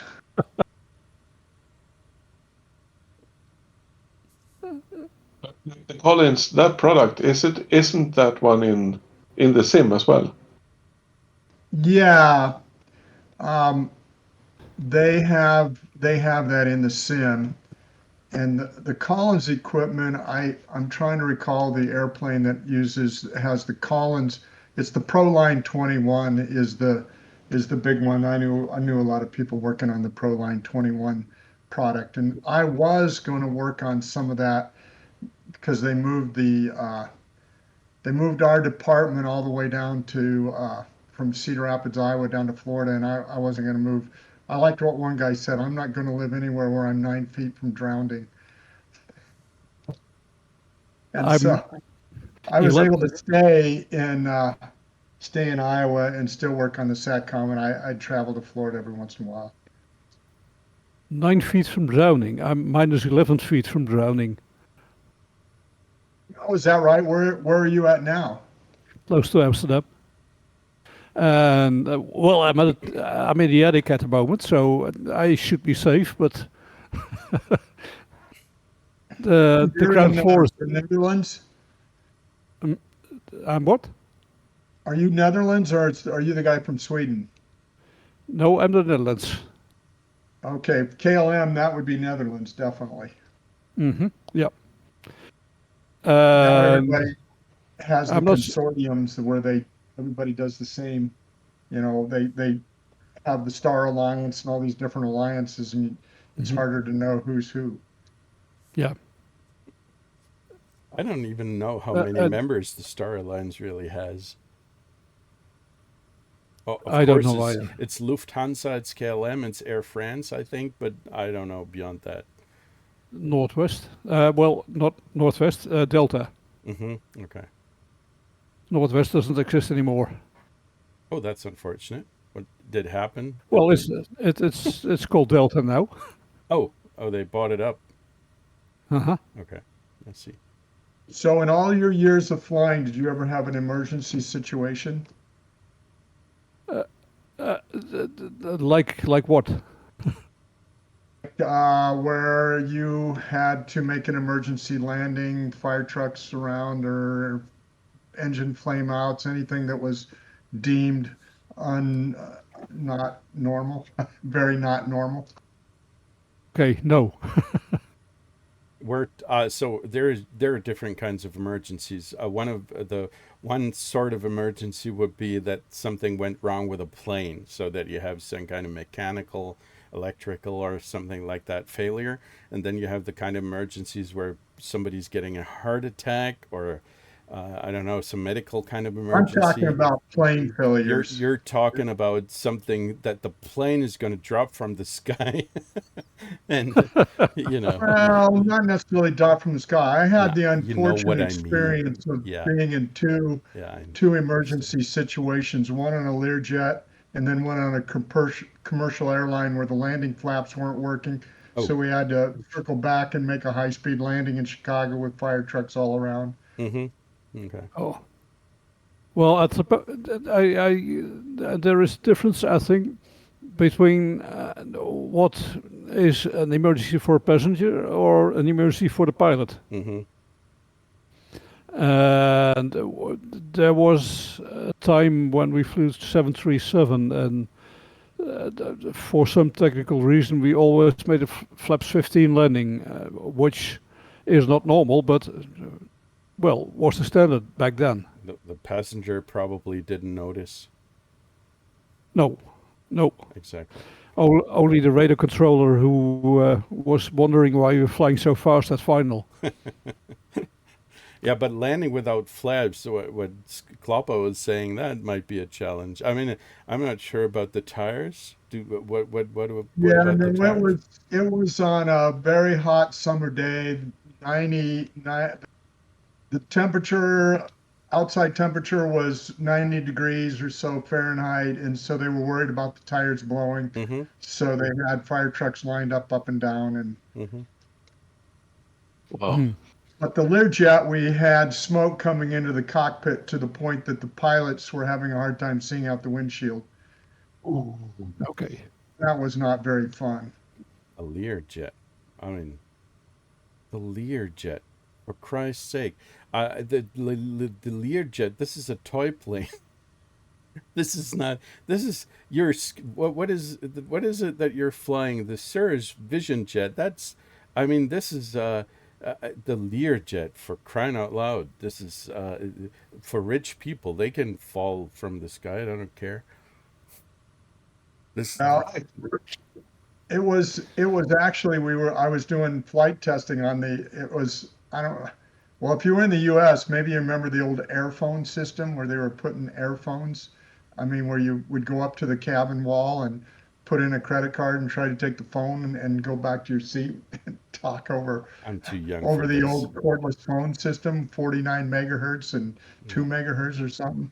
It was a lousy system, but anyway, we were doing some testing on that, and all of a sudden smoke started coming in the cockpit, and pilot yelled back at us, "You got all your equipment off?" And I pulled every possible cord I could find, and he broke the sound barrier coming down to altitude. That was pretty scary. Oh. That's not. I wouldn't want to witness that in a Learjet. That's not made for supersonic flight.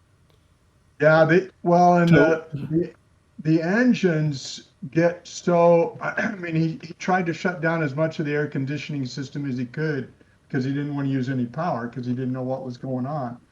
When it was all said and done, it turned out it was a fan that was shorting out, and it was in I don't know, the breaker didn't go or whatever, and it was just blowing smoke in. And so, but you have no idea how serious it is.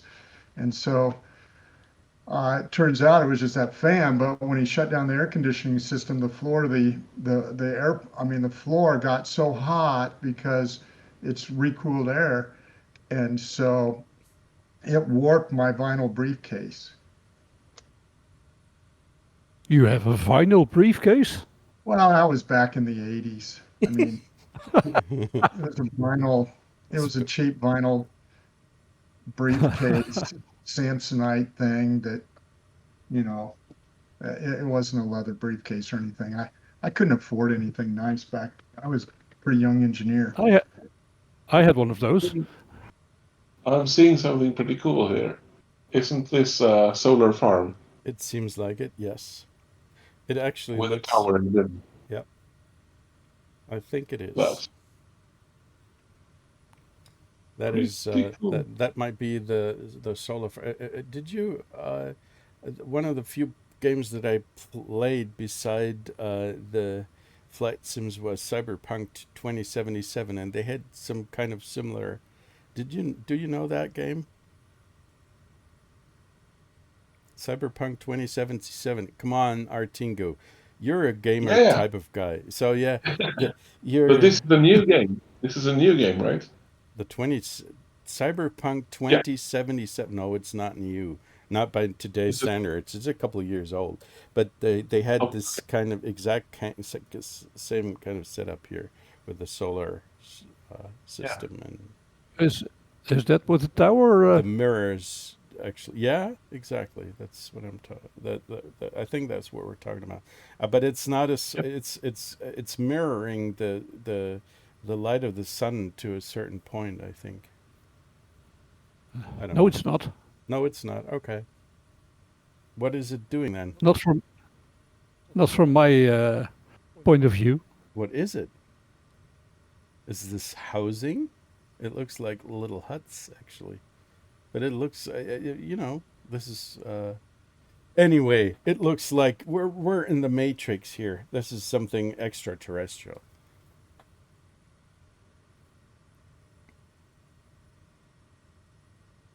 It's of course always the easiest, the most logical explanation for Exactly. most things. Yep, it is. If I don't understand it, Going to take a look. take a look at what? Are you Well, the solar tower. you're flying towards it. Okay, I see. I have one of these in Nevada, but I didn't know they had one here. Happy find.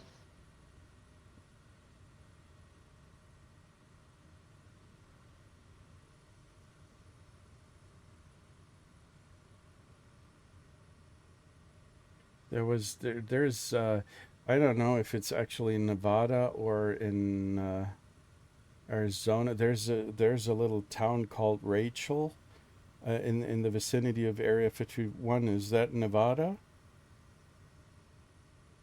This is a fake. This is all little buildings around the tower. This is not a solar power plant. I'm talking about the real place, Rachel. There's a town, I think it is in Nevada, along the so-called extraterrestrial highway. Kloppo, you're gonna have to know this. You're the U.S. guy here. Nevada, I'm a Midwest guy. I'm Doesn't corn matter. country. You're United States population. Yeah. You got to know about. Okay, you know, I know everybody in Las Vegas too.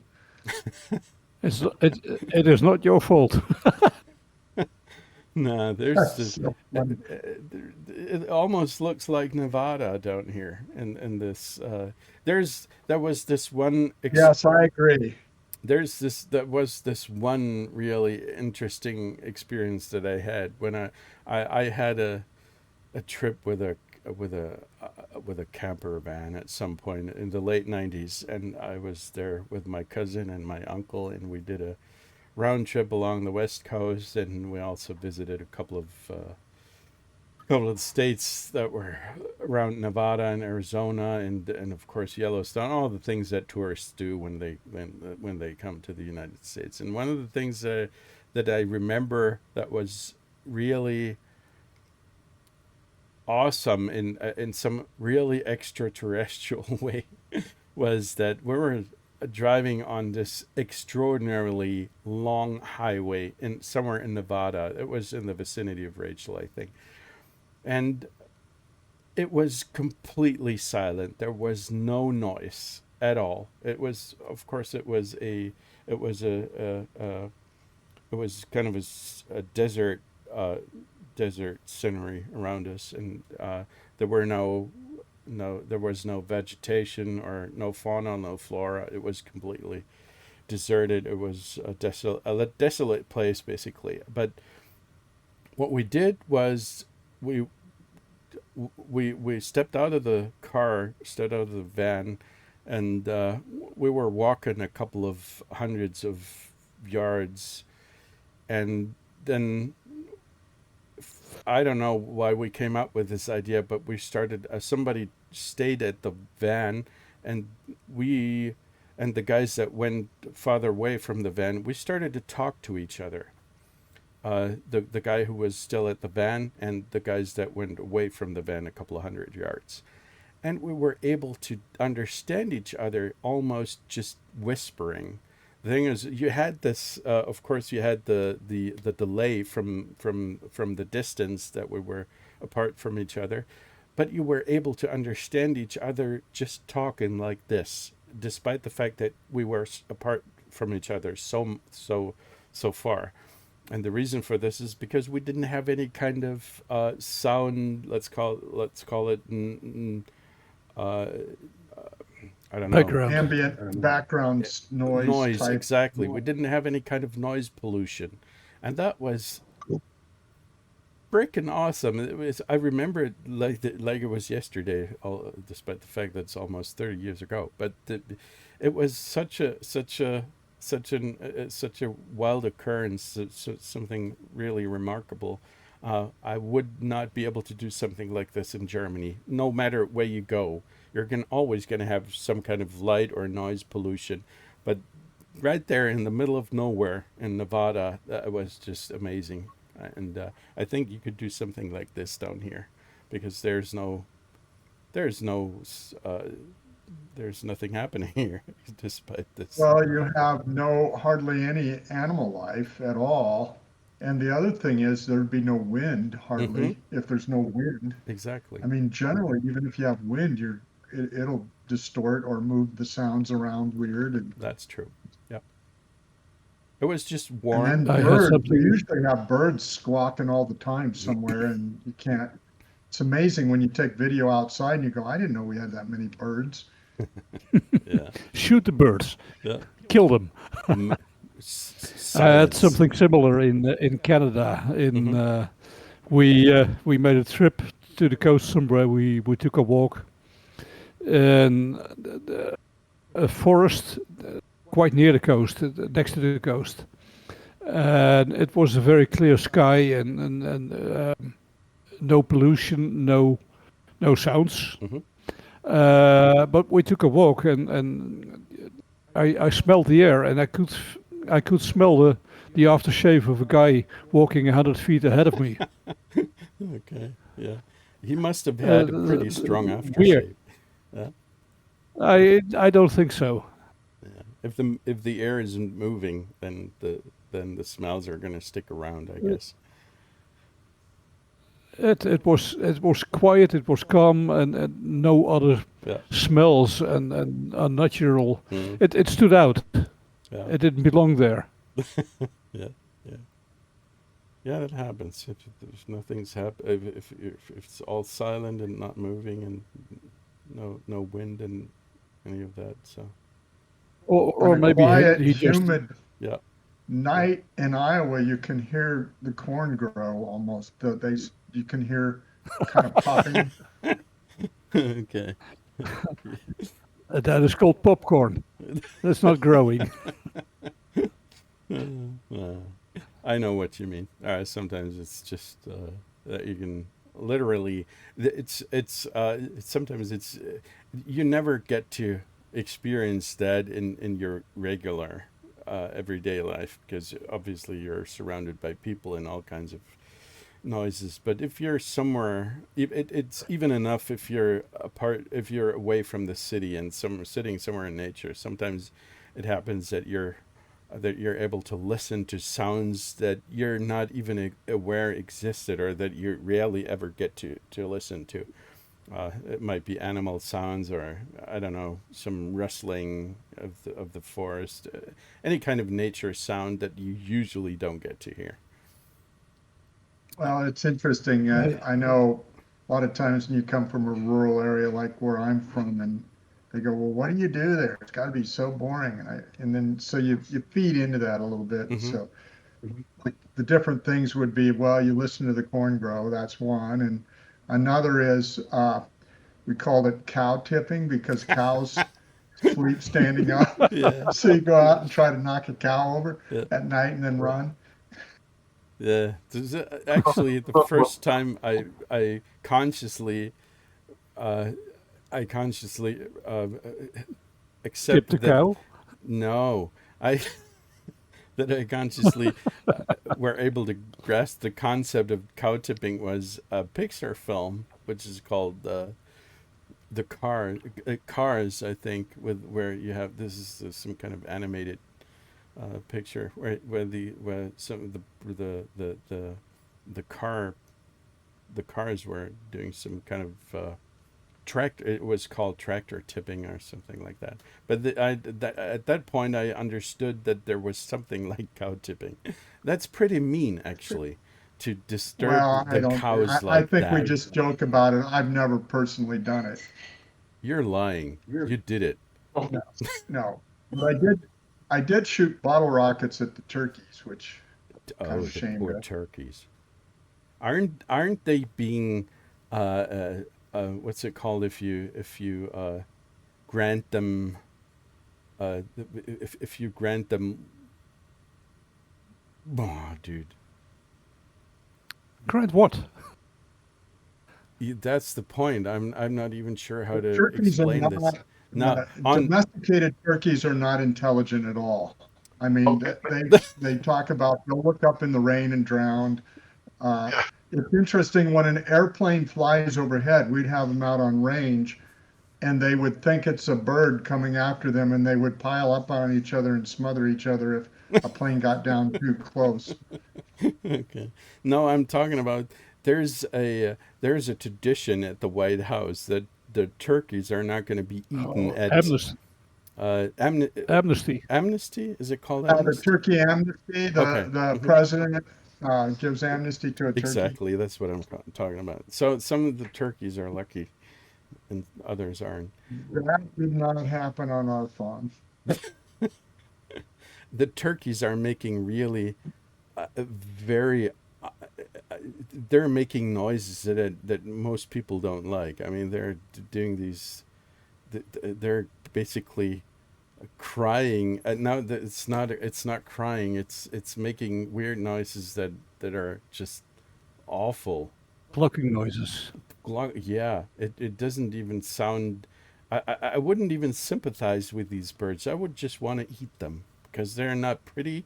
They don't make nice noises. They're just there for eating, The, nothing else. Yeah, the yeah. But you interesting have thing it. about tom turkeys, which are the male large turkeys, Huh? Yeah. when they respond to loud noises with all gobbling at once. So it almost sounds like they're cheering for you. Okay. There's a YouTube video. I think it's something about Turkish dictator, and it's a guy and I can totally relate to it because I used to get in the back of the pickup and just make a very, very loud noise, and then they would all just gobble. Hmm. And so I would get up and give speeches like what Martin Luther King or JFK or whatever, just to say, hey, you want free food forever, and they blah blah blah blah blah. It's crazy. Okay. They're not. They Can are I evil, just They're not. right? can I just Evil. draw your attention to the surroundings? The nice light ahead and the hazy sky and The the mountain ranges. yeah, the mountain ranges down there. It looks like dunes. Actually, it's awesome. We might have some sand? What are these massive worms called in Dune? Sandworms, I think. Right? It's, they might live down here. It looks awesome. Yeah, maybe. Maybe I could land and hope there. I mean, if you hit the earth, if you make some kind of noises on the ground, then you're gonna be able to attract them. Let's land in the desert. When if it, I'd say you go ahead and try that, Hmm. and we'll proceed to Once they've eaten me. wherever we're going. Hmm. No, I see. You're a chicken. So I'm curious, having been an actual real airline pilot, flying in Microsoft Flight Simulator. I mean, it's interesting that you still do it. You just didn't Uh-huh. say, I had enough of this. I mean, what is it? Is it still an interesting experience for you, or does it just really seem like, well, it's just really low budget entertainment? Uh, well, I did fly Flight Simulator before I started as a pilot, and I've no reason to stop now. I'm a pensioner.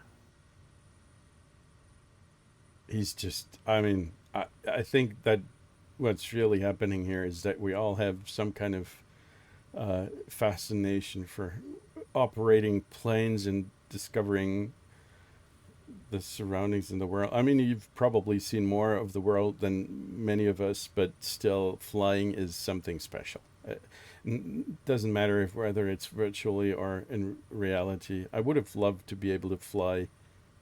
The only thing that I ever was able to fly was gliders, but then my eyes kept doing unfortunate things, and I never been able to keep on flying. But I mean, this is just awesome. I don't know. I cannot even explain what I love about it, but it just feels something that I like to do. I don't know. It's probably the same for you. I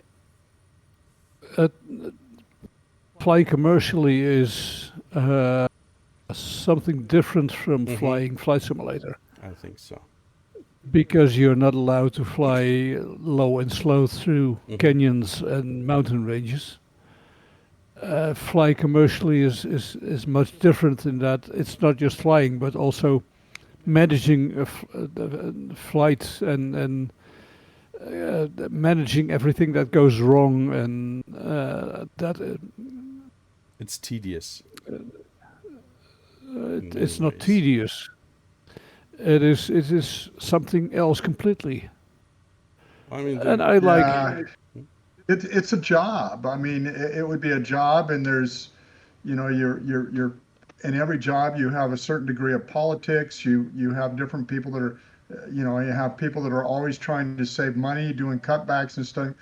I just remember when I was flying jump seat on a 747, and they didn't have a whole lot to do in the cockpit, but I just remember the captain just really upset because they spent much of the flight trying to calculate if they had enough spare fuel to fly the normal route, because they wanted them to skimp on the fuel and not have the plane loaded with so much fuel because it's carrying all that extra weight.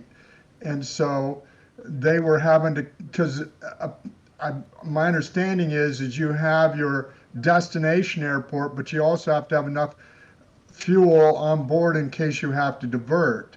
And so it wasn't a matter of whether we had enough fuel to get to our destination airport. It was whether or not we had enough fuel to get to the alternate airport in case we had to use it.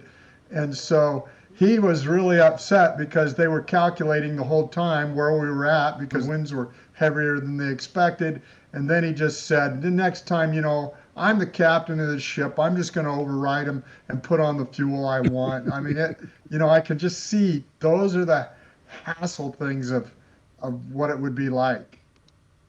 that is one of the things, missing passengers and technical problems and all kinds of stuff, and it makes it interesting.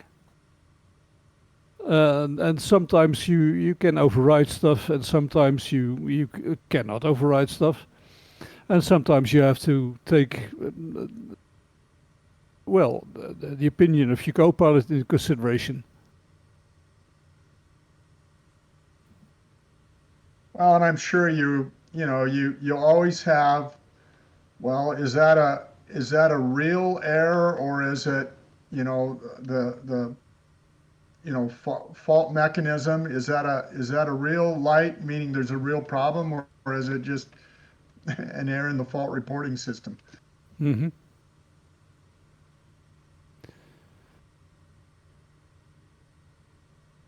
Like with I like the bugs as well, because it keeps it's more fun when it's not so predictable all the time. So You like the bugs. yeah, I do actually. Yeah, You're Because, Good, because you're an alien. it would be boring otherwise. you like bugs because they're the food of the future. They're what? But I, They are the food of the future. The food Oh. of the. Oh, I know what you mean. very good point. Very likely, indeed. Or at least some kind of synth meat. To beans, thank you. But So how many years did you fly commercially? 30 years. That's a long time. Wow. Congratulations. It is not a long time. It is, 17,000 hours, but like any career, it's over before you know it.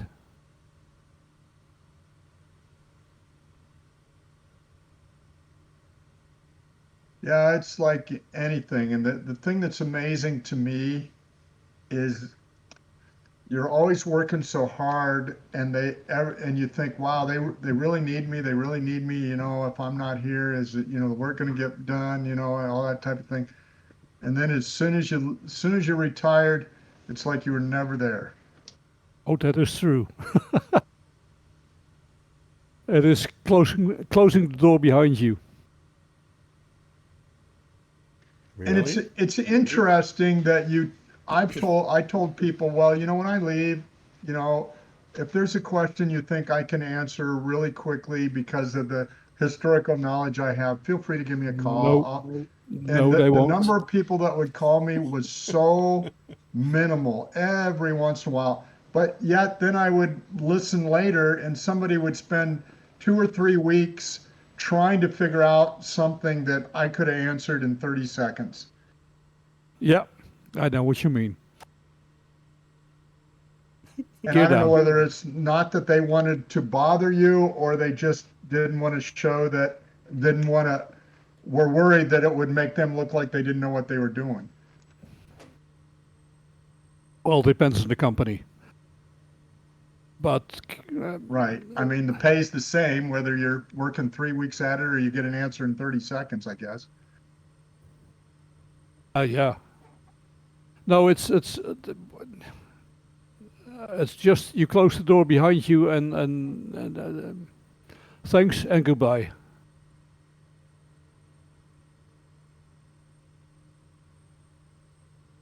A bit high here. Are you talking to me?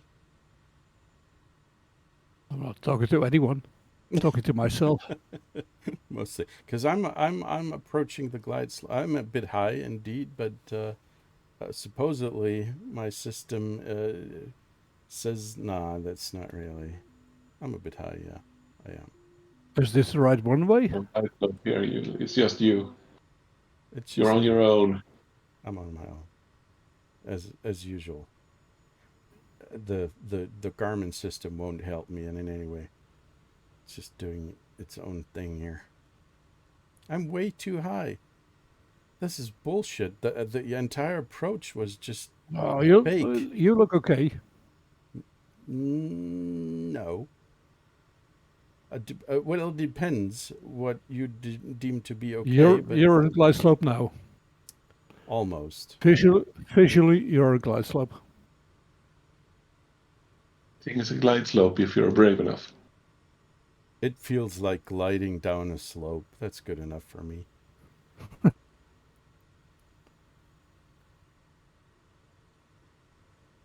But I think that the Garmin system doesn't really have a proper approach here. At least not when it comes to the height. It's the altitude, I mean.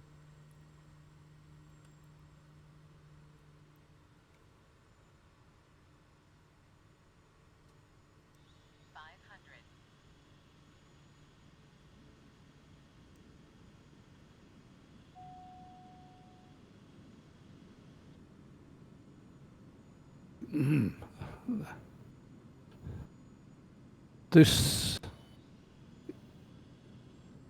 is not an easy aircraft to land. The one that you have? The Cessna 414. What is wrong with it? It bounces up and down after landing. Okay. Then I'm not going to buy it. If not even you can land it, then You shouldn't. Oh, there's no hope for us. no. No.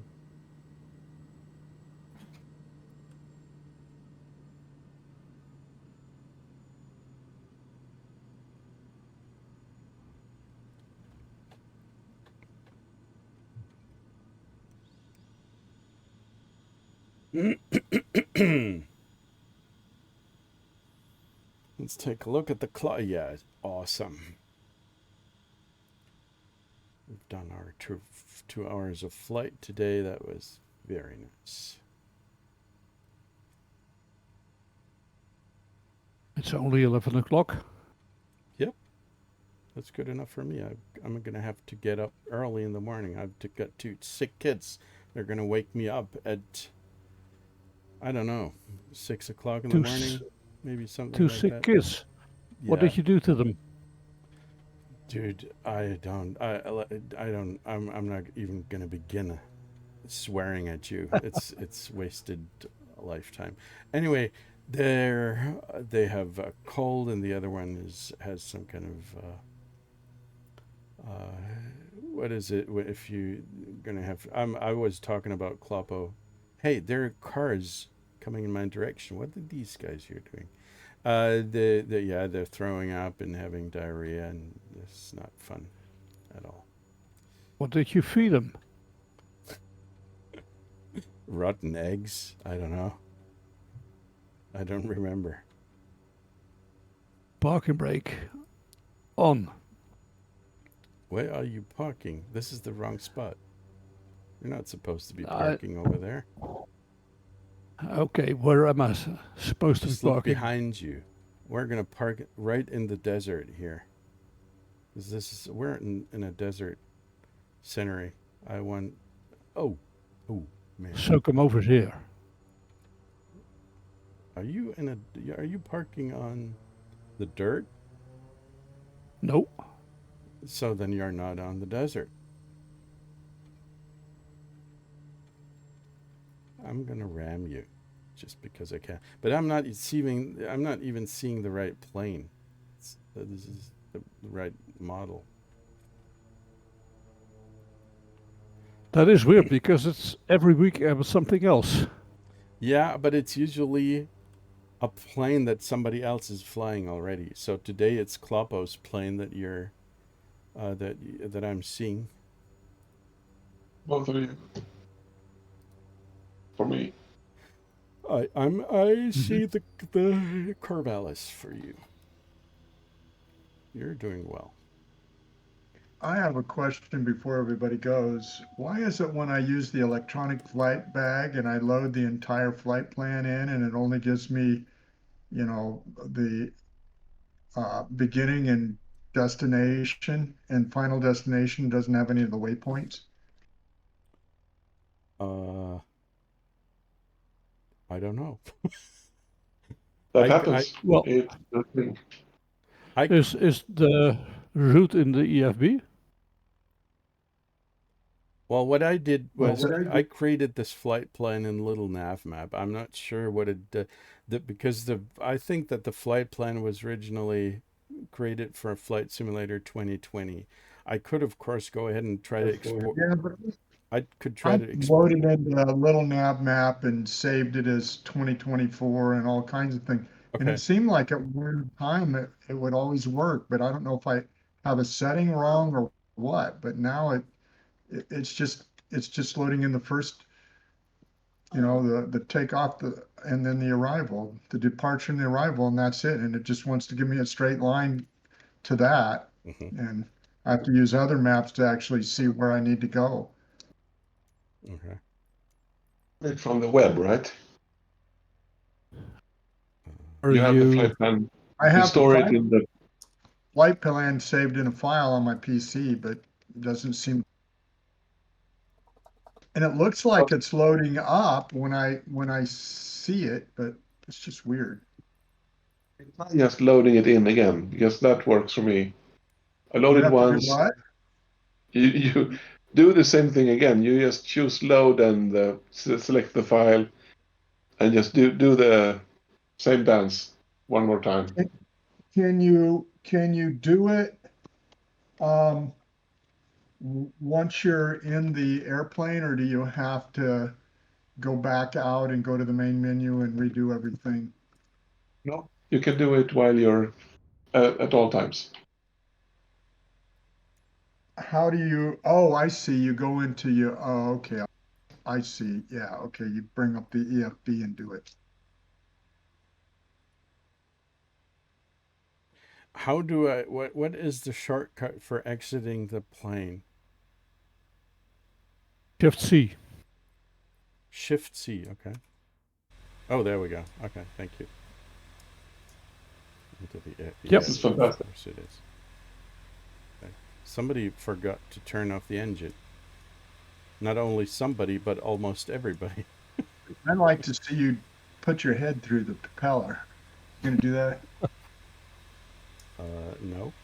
Oh yes, I could if I. He's got a prop plane, so I can do it here, I guess. Let's see. Nope, not possible. It's a solid object. Stand in front of me. There we go. It would be pretty bloody, by the way, if I did something. Go away! Don't stop hurting me. What the heck are you doing? Yeah, I'm not going to be able to. I'm out of the plane, but I'm not able to do anything because, unfortunately, I brought up the electronic flight bag in VR, and it came up, and then I trying to get out of VR. It won't let me out of VR. It's locked up now. I don't know. It's a bug. Who likes bugs? So you can fix this for me. It was the Swedish guy, I think. Yeah. These guys are weird in every possible way. I've experienced that firsthand. Aren't we all? No, they're especially weird. I mean, the guys from the Netherlands are weird in a different way, but the Swedish guys, I mean, I love them, but it's like having an exotic alien. Yeah. All right. I'm going to have to go. My dog's down here whining because it's 45 minutes past her. Yeah, I should go to bed as well. Time to eat. Okay. So it was All right, have a good great one. flight. Thanks. Thanks for flight. flying along, Kloppo. Nice to Yep. have you and everybody Yep. else. Okay. Bye now. So take care. Take care. Bye. See you. See you guys. Bye bye. Good night.